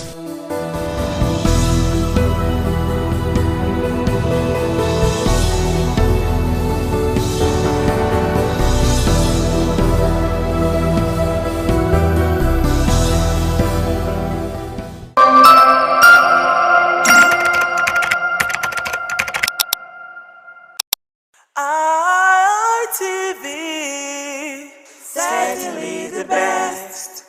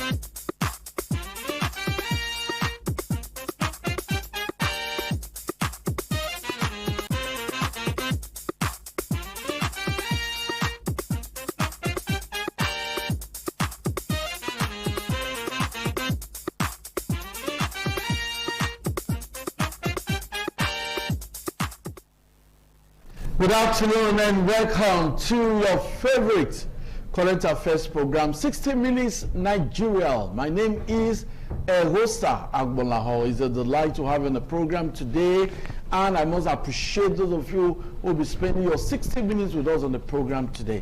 A lot is happening in Nigeria, and we need to dissect it, we need to discuss it, we need to provide solution, we need to help government overcome the media challenges bedeviling the economy, bedeviling the country. I have in the studio very distinguished personalities who will be joining me to dissect the topic we have today. We're looking at what happens in the political arena in terms of, the other time we call it Godfather, but we can just say influential political leader, and of course the influence, the impact on primaries. Recently, primaries were held in some political parties, but the ruling APC seemed to occupy the front burner.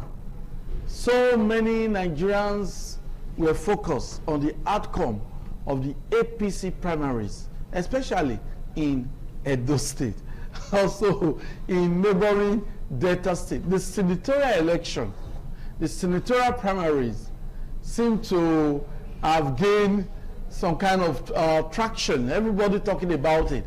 The House of Rep was another one, but the senatorial, especially Edo South, where Pastor Sageze Yamu, a former governorship aspirant, a former House of Rep member, Ogbede Yama, these two heavyweights competed in APC Edo South primaries, and I tell you, the focus seems to be on that. In Delta State, we'll also see what has happened to the former governor of Delta State, Okowa, winning the senatorial ticket ahead of, do I say the battle, the Regina's husband.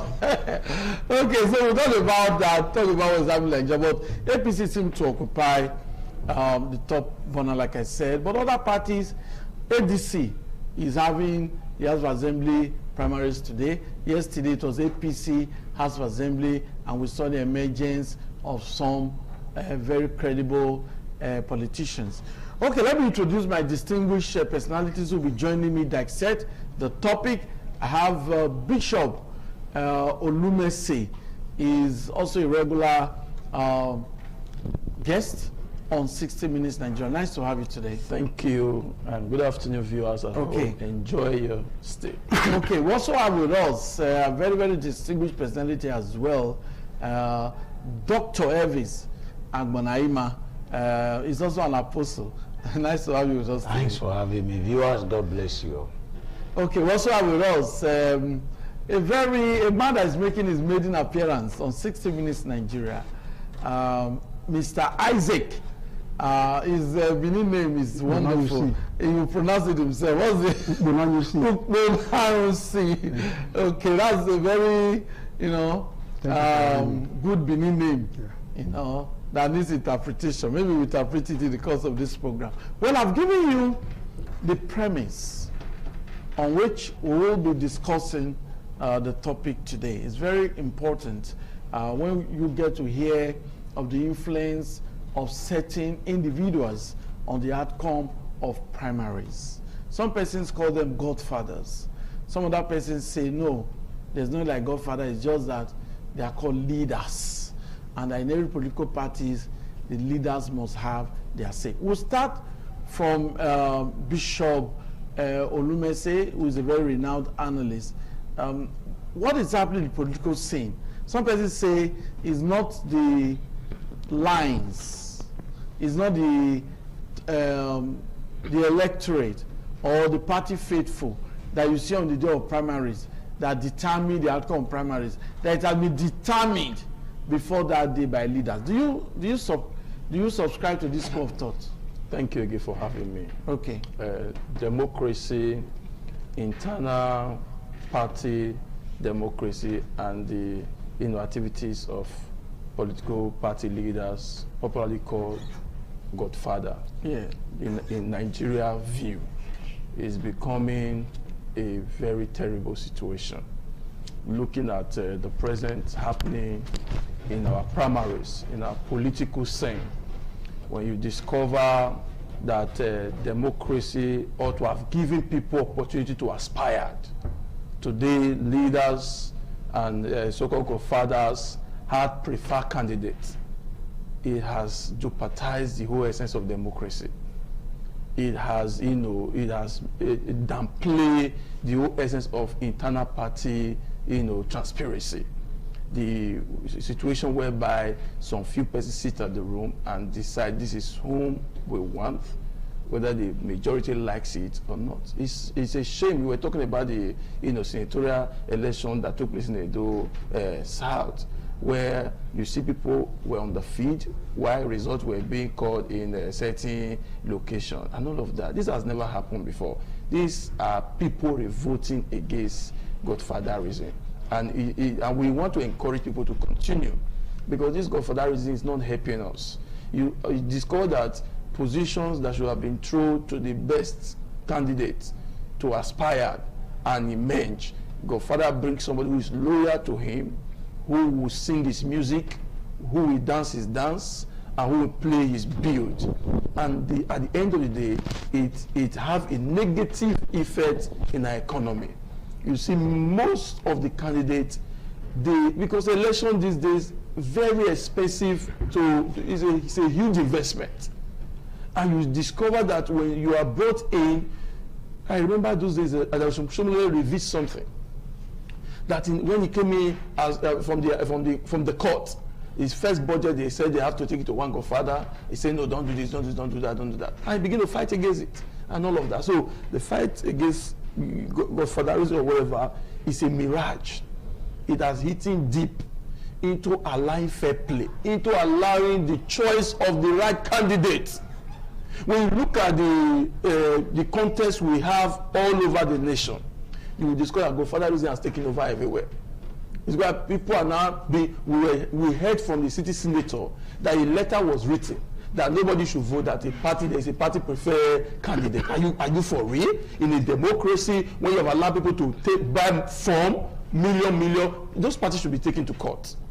Yes. Okay, thank you. We'll come back to you. Dr. Elvis Agbonahima, looking at what has happened so far, even in Delta, we've seen Okowa, Dafune, winning their tickets ahead of an incumbent for Okowa. He defeated an incumbent senator, But some persons have said, yes, leaders determine the outcome of what you see.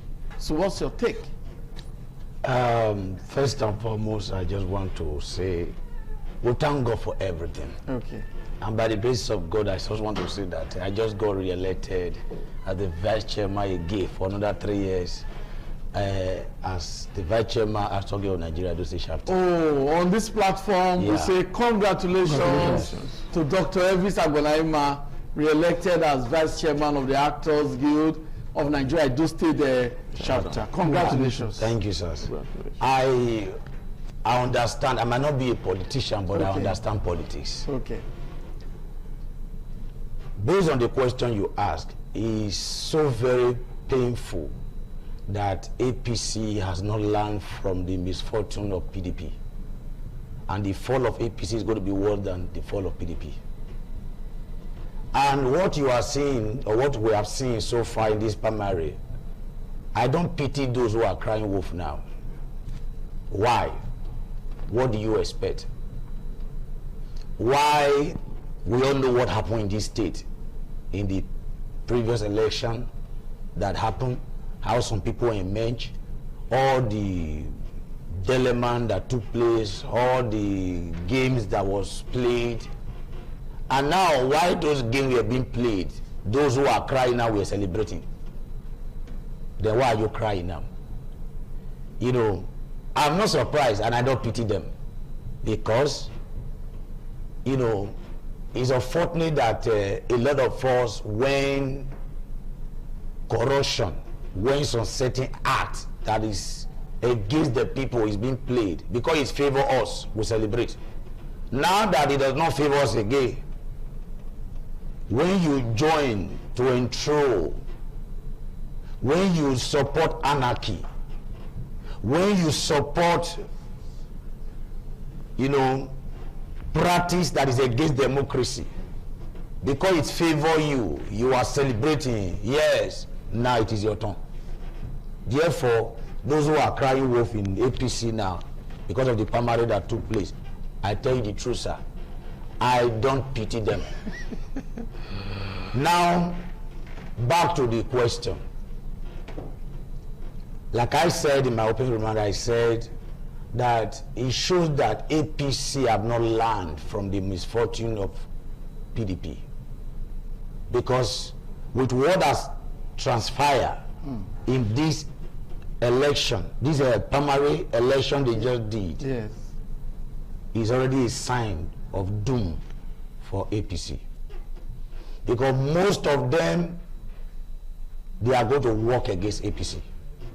Because many of them have not been treated right. Now, even though you have the problems can be resolved. Problems can be resolved. I tell you, because you are not a member of the APC. The APC has a eternal mechanism of resolving so their let's be truthful to ourselves. You know, most of the let me just say about, let me talk about the Edo South election. Pastor Zeyamo is not a small man. Even the Bode Yama too is a general. But if these two people, they want to do primary, the way you handle it matters a lot. It would have been better if you discover that the two of them are not ready to, let's say to submit for one another. To step down. Yes, allow them to go to field. They went to field? No, they went to field. It was before they went to field.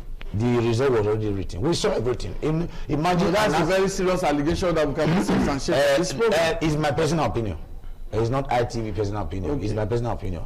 The result was already announced, already written. And if you see what happened, sir, I'm not talking here as a novice. I went round and I saw what happened. That alone, they have already shot themselves. Because they have just made, if this issue is not well addressed, they will make other party make the work easy for other party. Thank you very much, Doctor. We'll come back to you. We have Mr. Isaac with us. He also knows the political terrain very well. He's very maiden appearance on 60 Minutes Nigeria.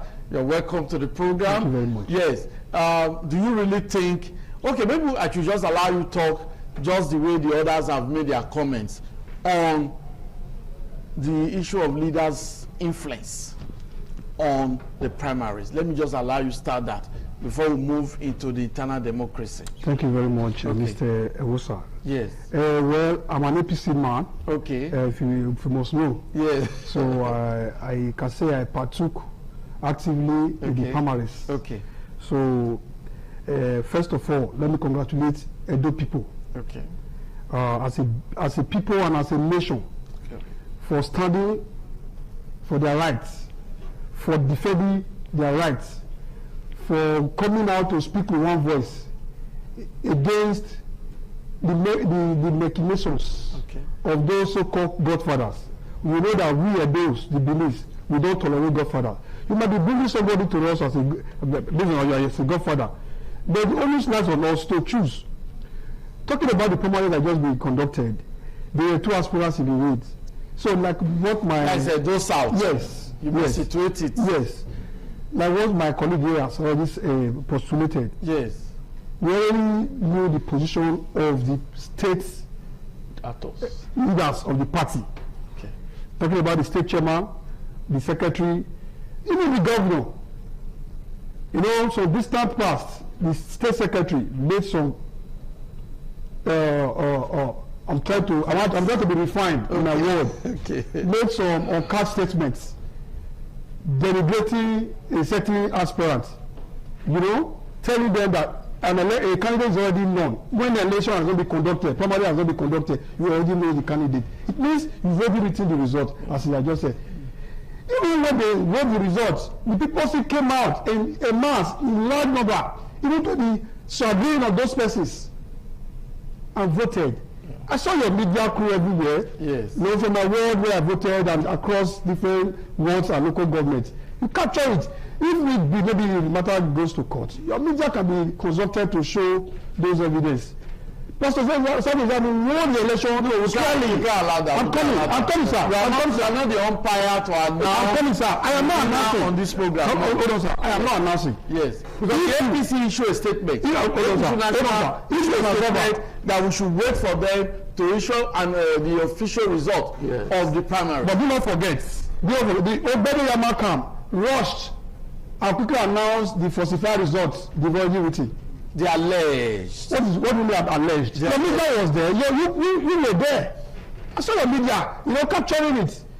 When there is a guideline from the national body that nobody, no committee is allowed or had the right to announce results, you quickly went ahead and announced fake results. Luckily, the genuine returning officer also announced the genuine results almost at the same time. So we don't have preemptive factions. So you know that I won't be wrong when I tell you, Pastor Said, I will word the elections clearly. It's not because I'm announcing the result officially, because I monitored the primaries from word to word. I voted in Ubaoka. I went to Redo. I saw the mammogram. They spoke about video clips are out there. So even the national body, we expect they do justice to this, so that there will not be what my colleague has said here, implosion. In the party, because you're getting it right. You want to take down the video evidence. Pastor Samuel, as I tell you, have the video clips of all from word to word of how the primaries took place. We saw even at the House of Assembly primaries, the chairman coming out to announce that there is a directive from above, from the state secretariat, that they should skew behind a certain candidate. Is that democracy? How can you call that democracy? And so we want to deepen democracy.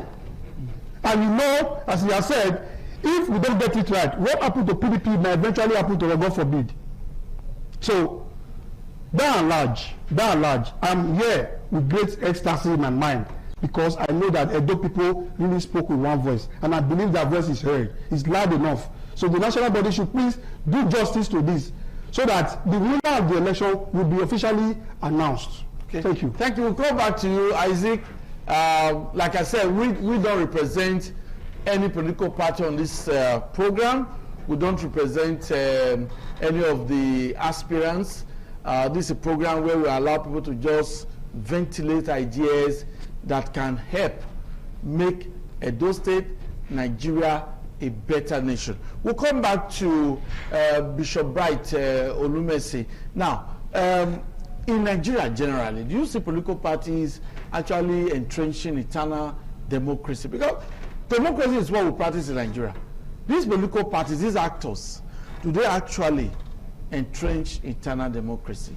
Okay, as we speak now, eternal democracy in any of the political party is dead.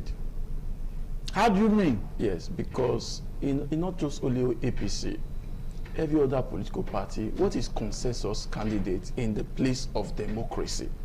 Allow these people to go to the field. Let the people, these people, they seem creating problem for themselves. You want to win a general election. Internally, you are creating a division within yourself. How does that make sense? Sometimes you wonder if these people believe that there is an independent electoral commission. It's like these guys, this is the permutation right now. If you win primaries in APC, you're already there. Yeah. Do you get that right? That's the way they're doing it. Go to Lagos, people were stabbed. Commissioner, we saw them on live. People were killing themselves. Like I was wondering, this primary Nollywood actor Desmond and said he has rejected the outcome of the primary. If you watch what APC in Lagos, yes, if you watch what happened there, go to other places. It's cut across political party. Now you will now imagine, what are these guys doing? Is this autocracy? Is it dictatorship? Is it no longer democracy? Where you allow the majority carries the day, where you feed your best, and people, you just like what they said. We watch what happened in the field. One candidate had a lot of people were chanting. Why not give that person and let the person win for you? You know, you want to win. So I can't really get it. But this is going forward. The people, when the way out is the same people. Because when you allow certain godfather somewhere to impose people, just know that any resources coming will also be shared. That's what it is. Any appointment coming, the godfather will also share it. Yeah. The godfather has many sons. He's grooming sons. Yes, he's grooming people for the next generation before he died. So he now left the people who own the constituency with nothing. So now the only way out is that the people now hold the cutlass and the yam. So to decide, if we didn't bring you out in the primaries, there's no working for you. And all of that. That's the if we don't solve this issue of godfatherism, we're going nowhere in development. Thank you very much. Come back to you, Dr. Elvis. You are somebody that has always participated in voting in different elections, which is a good one. Citizens are advised to have their PVC and always vote. But this is primaries, political parties. I know you don't belong to any of the political parties, but you see what's going on. Do you see these political parties encouraging internal democracy, or we see some elite group or some money bags or some very influential politicians determining the outcomes of primaries? Thank you very much for that question. The truth of the matter is that the leaders of different political parties, they don't want democracy. How do you mean? What we practice in democracy. The reason why they have been doing all these things and they get away with it because the people, like I told my congregation, I say every one of you go and belong to a political party, so you have a say there. Just like what happened in those SAT now, even when they find out that a result has been written, the people want to feed. Yeah. Now that's why it's now frustrating now. To announce the results now from the national now is a problem. Very correct. Because the video everywhere is visible that this person won. The person that they are trying to smuggle, he does not have the numbers. Sorry to say. Very correct. Now because the people went, I told my people, I said, I might not be a member of a political party. Yes. But every one of you go and belong. Yes. So that you have a say there. So anything that is happening, because politics is a game of numbers. Yeah. I told my congregation, I said, my dear, I believe in prayer, you walk, but there's a need. But that will say faith without work is dead. It's dead, absolutely. You go and belong to different parties. I'm not telling you want to join, but you go and join so that you will have a say there. Otherwise, the wrong people you feel that are there, they will continue to run things for you and there will be error. But when you are there, you don't know the right thing to do, join. Now, because a lot of us, a lot of persons stay clear. Therefore, the godfather now are not trying to smuggle everything. But look at what happened in Dosat. There's problem now. Because the people spoke. The people came out. Yeah. The line was visible. The videos are visible. Now, the reason why for a long time, most of these political parties don't practice democracy, because they know that a lot of persons are not involved. But now it's now frustrating now because many are now involved. The eyes of many Nigerians are now opening now. That's why there's a political party within 24 hours, millions of people begin to register. Say, you know, therefore even that party now they are going to have problem, because those people who came to join, they now know that they have a say. Yeah. Therefore, to just write list in your room is going to be tough now. Very well. You know, for me, if these people are not ready, the political leaders, which we already seen before now, that what they do is to unpink, and that era is fading out. That is the problem now, because that's why the godfather, many of them are fighting now. Finding difficult. They are finding it difficult to do what they used to do, because the people are now getting involved. Those who are not interested in party before, even some party they just started yesterday, you see the way people are chipping in. And that alone is already frustrating the godfathers. And we must continue to encourage people to get involved. Thank you. You know, as we continue to do that, we will retire them. Thank you very much. Isaac, yes. Do you really think, I don't want to just concentrate on your party now, But do you think political parties in Nigeria encourage internal democracy? The fact remains that there's no new political party. When I say so, political party is just a mere expression. Okay. So it's an abstract word. So it is the people that you see that you attached that name with. Okay. So there are no party in Nigeria that have new persons. Same people. Same persons who have been there over time, who felt their interests have not been maximized. They not jump ship and they are not here today. Okay. So you don't expect otherwise. You don't expect new thing. So they are carrying that same mindset. Yes. Same ideology to wherever they are going. You saw Labour Party. Yes. Even with all the obedience movement everywhere, some persons from different parties still infiltrated. And Obi himself became tired. He had to leave the party to another party, which is the ADC. How are those people that made up the leadership of the ADC? Who are those who have been there since 1999, even beyond? So, what do you expect? And Peter Obi has moved again to NDC. You know the #1 leader of NDC. Yes. Your best is as good as mine. Saraki Dixon. So where was he before? PDP. He started his political career in PDP. So today, he's the brain charge of that party. Don't you think he may have changed his jacket and changed his philosophy? Sir, we remain Nigeria. Nigeria has not changed. The situation we are facing in Nigeria has not changed. Okay, as you come back, so we don't expect anything. So, but I want to quickly say this before you go to my next. No, we are going to take a break. Okay. I'm entirely disappointed at some persons who call themselves leaders in the Edo South. Why am I disappointed? At the eve of the election, about 2-3 days to the election, they went to the house of Pastor Sunday Zeyamu, trying to pressure this man to step down for his younger brother. What does that? Who is his younger brother? Better Yama, of course, they are all the same brothers. Okay. They are Benin. They are from the same local government. Yes, they are from local government. Yes, yeah. So, how will you do that? I'm very happy at the way he disgraced them all. He told them, call the governor. You guys you are maligning my name, say all sorts of things to spoil my image, to step down. If I step down, you not say again that you have given money, Pastor Zagi Zama collected money to step down. I have the people. He told Lucky Monswen. Okay. He said no, we will not allow you mention it. They don't have their representatives here to defend themselves. But we'll come back. We'll come back to you, but that will be after this break.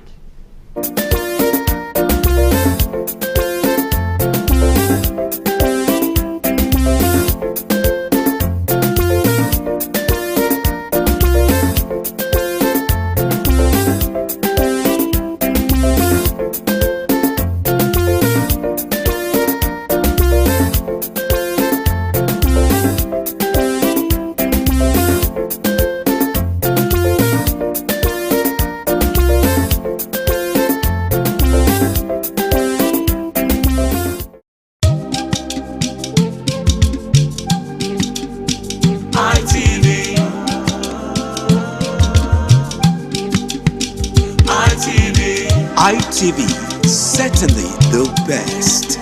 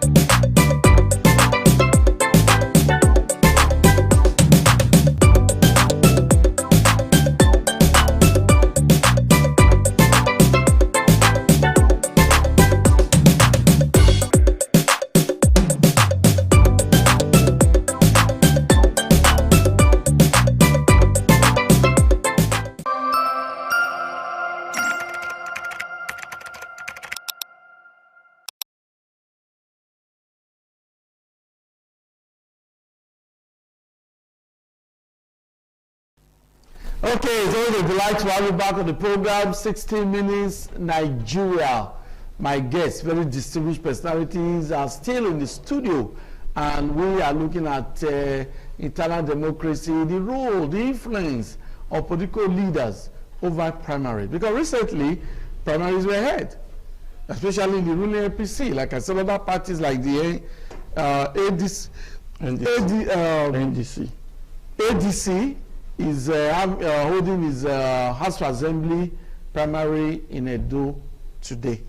That's the information I got. In other states, on Monday, the senatorial primaries, we've seen what happened in Delta. Some incumbent senators losing out. So in Lagos, a very popular Nollywood actor, Desmond is he has said he's going to challenge the actor. You know, that's what is happening. Sometimes leaders handpick. Sometimes it backfires, but my guest will do the talking, not me. Bishop Bright Olumese, yes, what's the way forward? Because we can't continue this way. Yeah, the way forward is that party leaders should ensure internal democracy. Okay. That's the way forward. Now, the reason is because the view from the populace becoming very aware. The awareness is going higher. Time is coming, populace will begin to reject your imposed candidates. Time is coming, and it is here. Just see the swing the surprises. You know, there were surprises in the day last election. Yes. When the Biden movement came, all the Godfather choice, they were all crying behind the bar. Won the election because of Peter Obi. Yes, that's what I'm saying. The leaders of the movement, things like that can happen. Why? No, they didn't win everywhere. There are certain places they didn't win. Yes, there are certain places, yes. Yes, they didn't win. Yes, that's true. That tells you there was a internal democracy. The ruling parties had the people behind them. Because this is an advice to party leaders. I know your major aim is not just to do primaries. Your major aim is to win the general election. Nigeria 1999 is no longer Nigeria 2026, 2027.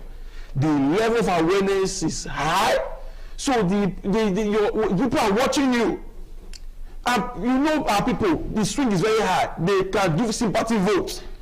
They can give protest votes. Like when they discover that, oh, let the ruling party or whoever impose candidates and bring candidates and come and say candidate 2027, and you see how difficult it's going to be. So we want to see that internal democracies are encouraged. The reason why many intellectuals don't participate, they don't have godfathers.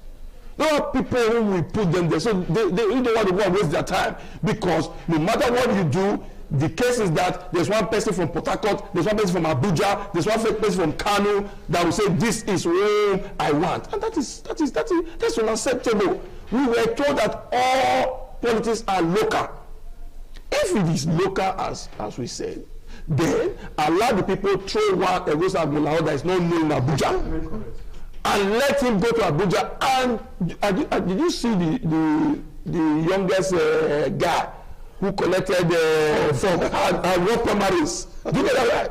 He has won primaries. It was announced he has won primaries. Because the people, everybody is just like... He said his people sent him. Yes, no. That's what he said. The people have queued behind his... Yes. You know, to me, very funny. But as far as it is, he has won primaries. It's showing something. Do you get that right? So now, the point I want to make is that political leaders, like look at the Saraka DC or whatever, we're told one person has been screened, former president, as a sole candidate. But the point I'm making, why is that at the president level, they don't allow any person like this presidential form to other candidates? But someone from Edo bought presidential, okay. So now you will see, you know what they will do to that one. AFC will soon visit him. Because the point I want to make is that, please, we are begging this political gladiator. We may not be a member of a political party. We are Nigerians. We want to see that internal democracy is being ensured. Maybe people, some of us will be interested to see that. Because you see, even what my brother said just now, all these so-called politicians, they were given birth to by PDP. There is no politician anywhere apart from Asiwaju Bola Tinubu that have never been PDP before. Every other one, whether is it David Mark, is it Atiku, who will be, or Amechi, name them. We will tell you where they were before PDP made them who they are, or Akpabi or whatever. The PDP blood is still in their vein. They are carrying that share the money attitude everywhere. I mean, Lord deliver them. So, but with the Nigerians, we have the final say. The reason is because we are begging. That's why we are begging INEC. INEC give us a fair, free and fair election. Most of all this go for that reason. Philip Botto candidates, you won't see the light of the day. All these candidates that are not bold enough to come to the field to test their popularity, we will see the light of the day because elections are done in the field. Yeah. A lot of people will queue at that day to come and vote. Now, since you are a Oya. Sorry, you know, they don't explain. Yes, that you are a bride. Okay. You are a bride. You are inside the room. You don't have to come outside. But elections are not inside the room. So, to be honest, yes, elections are done by popular people. People that the reason is because when you win, if people didn't vote for you, the government will be so terrible. It will be difficult to manage people. I'm telling you, first of all, let a general perceived view person win the presidency. You see, to your favor stabilize the economy. There's a candidate that will win. There are certain big people that can make your economy suffer. They will move their money away, move their investment away. Before you think Mecheli that left, he left because there's no like no. It's interest. People felt that no, since they are doing like that, they will suffer. Nigeria didn't revolt. There are certain big guys here who can cripple the economy. I'm telling you. I remember there was one.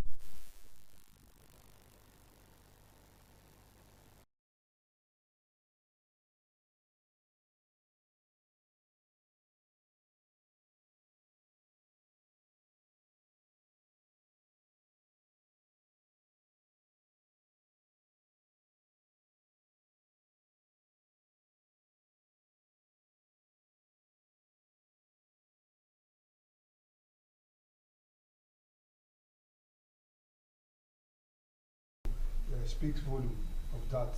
So the Edo South yes. senatorial primaries. People are still talking about it really, because that's actually the focus in Edo. Yeah. It speaks volume because as against the bride you talked about, the beautiful bride you talked about that needs to come out. Yes. You know, before now, I'll be appearing on your sister stations, telling them to let them go to the field. Let them go on. Let the best person emerge. You don't need to induce any person with money. You saw how they spend billions to make sure they giving leaders, even threatening political appointees. If you don't deliver your words, you might lose your appointment. At the end, they lost. Most of them who are 30 about around government house, they were nowhere there to be finding their wards. One of them is from my ward. I was expecting to see him. Yes. To see the last queue. Yes. You know, queue behind him. He was nowhere to be found. One of those, I'm talking about one of those starts in government house. Yes. So they were nowhere to be found. To actually vote for the candidate they say they claim or they think is the best. Then you saw the people coming out, you know, speaking volume, sending message to them that no matter the amount to spend, it will not deter us. So our candidate must fly. And that is the reason why I'm still saying again, we are begging the national body to save the party. You know, winning elections, general elections. The national body of APC, yes. Winning election begins with throwing up the best candidate, the best and popular candidate, not the candidate that had more influence with the godfathers.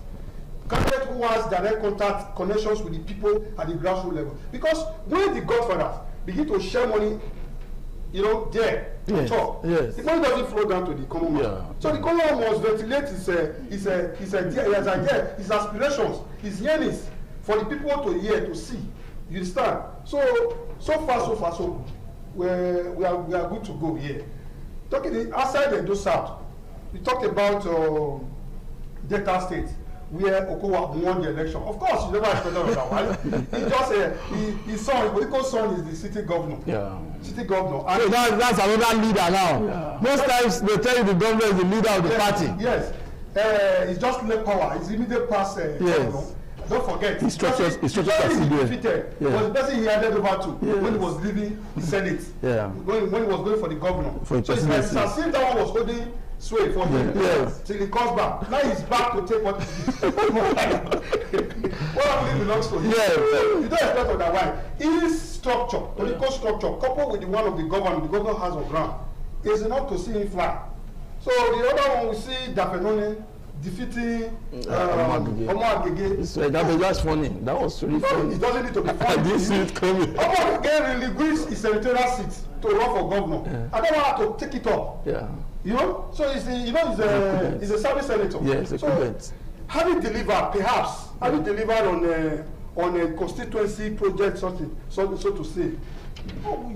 I think. Okay, but let me just quickly let me quickly take you to Rivers. Yeah. Okay. Now, Fubara, when he entered the APC, became the leader of the APC. That's what he told you. That's what he said. Yes. He said he's now the number one in the 001. But where's Fubara now? Yes, that's a very pitiable situation. Okay. You get that right. And this is why we're saying Duke of Federalism is terrible.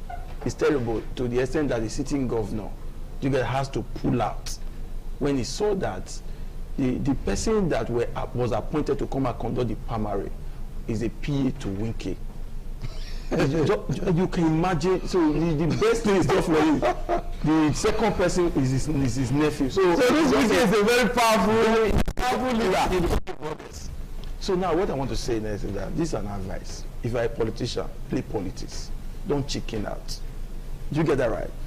I want to tell, my brother tried to push something just now that some set of people went to a certain candidate's house to President to start.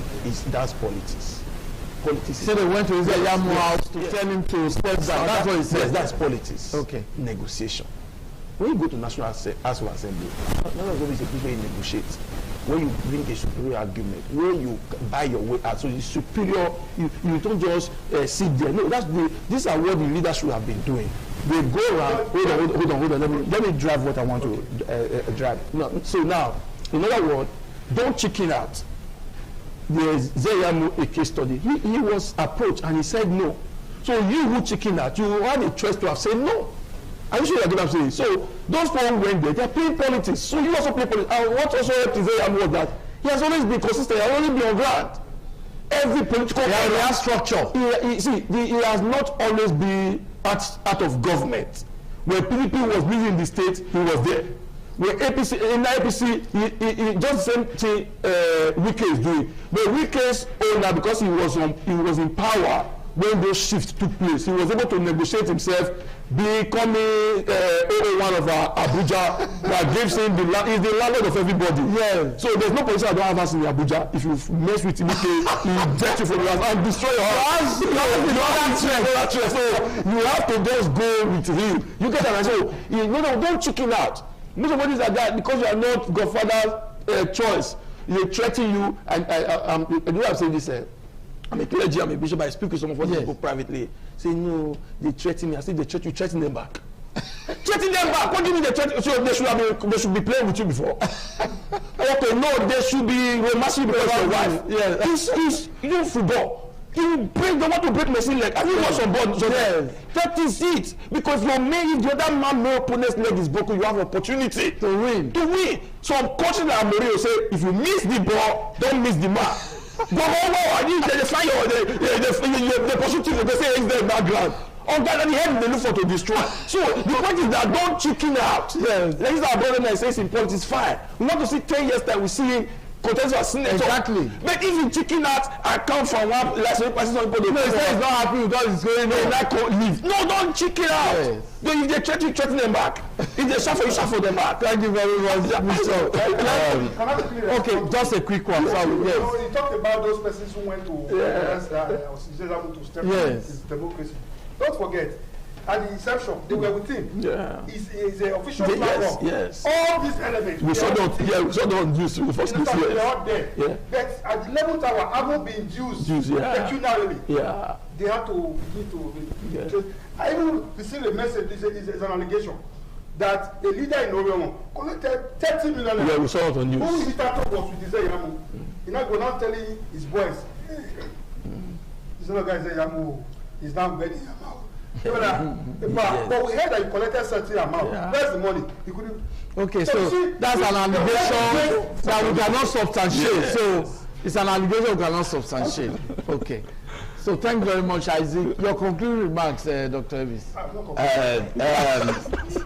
Thank you very much. Let me say this, talking about River State. Yes. Fubara is the member there. One thing we must know. Yes. In the issue of life, even when it comes to you, I tell my people, I say, listen, for you to be free, you must fight for your freedom. Yeah. It's a pity that Governor Fubara is a weakling. Yes. It's a shameful. But I will not agree with you. Sir, I will not agree to that.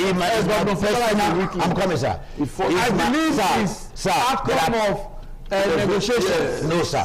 No, sir. Governor Fubara, to my opinion, is a weakling. And it's because of his a kind of, his flexibility, his weakness that the Godfather and all the people around, they took advantage of him. Truly. I tell the truth, he's not qualified to be a governor. He might be intelligent, but he's not qualified to be a governor of that state. Because you know why? If you want to be a politician, be a politician. Yes, play politics. And one thing, be a fighter. Now, in the case of that state, he has just messed up that position. Because if the former governor is the governor, there, you can try it. Thank you very much. Thank you. Thank you. Time is not our friend, Isaac. We have to end the program now. I'm grateful to Bishop Bright Olumese. Thank you very much for your comments. Dr. Apostle Elvis Agbonaima, thank you very much for your comments. And of course, Mr. Isaac, I think he has made a very good impression on the program today. Thank you very much for your coming. That's the program. My name is Erosa Agbonlahor. Bye-bye.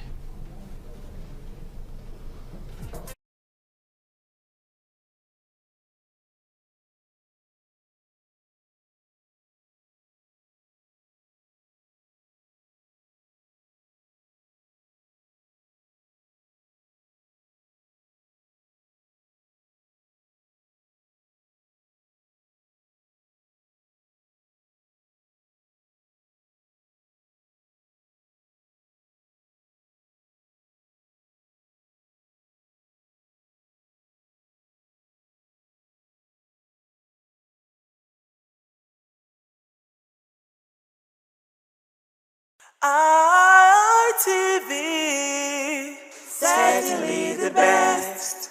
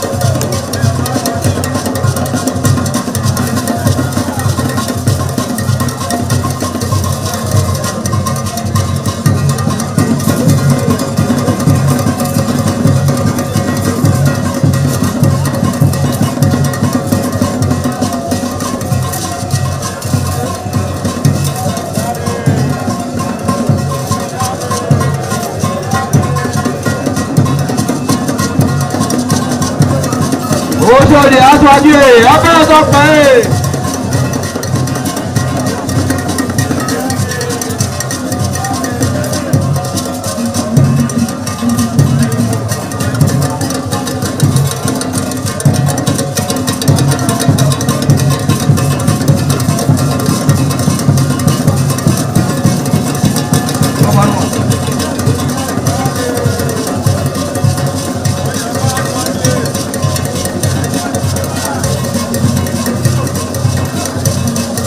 Àyàbá sọ́kè abẹ́rẹ́ tó pẹ́ ẹ̀.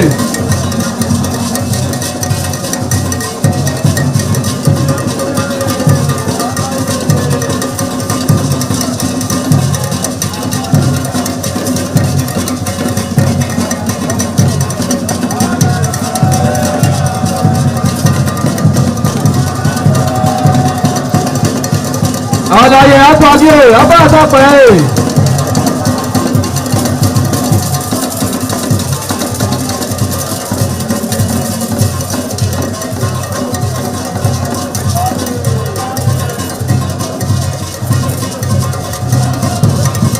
Ẹgbẹ̀júwà.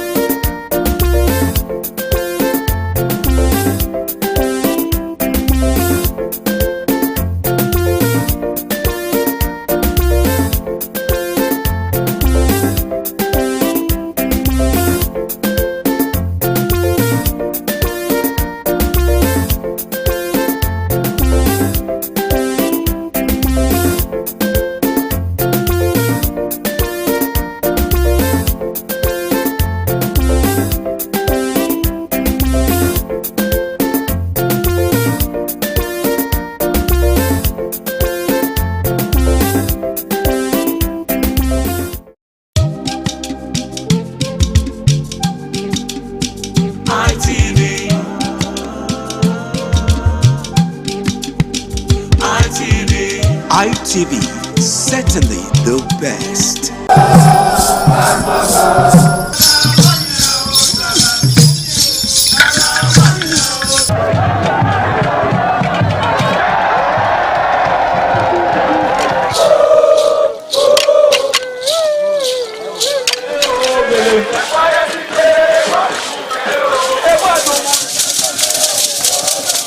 This is Aqua Game, a popular game in Africa played by our ancestors to entertain themselves after each day of farming.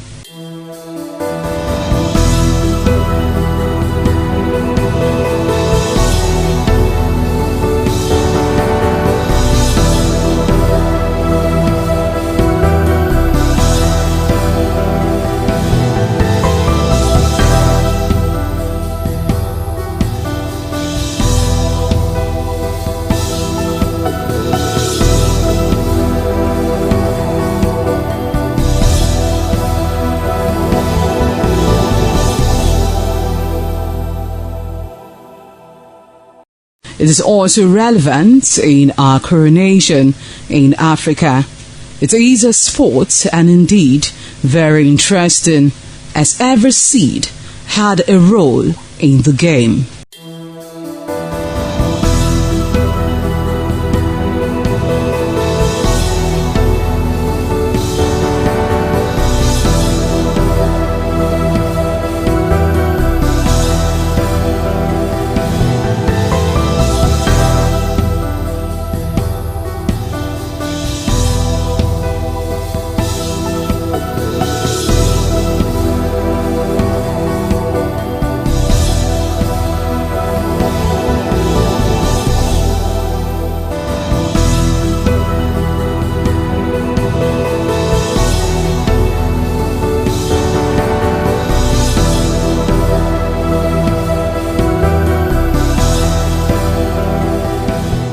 Playtime is 45 minutes per set. There is no age limit as long as you can spin Akwe seed. Ayo or Akwe game, known as the game of intellectual. This game requires a lot of mathematical skills. Akwe game is played with carved wooden box containing 12 holes.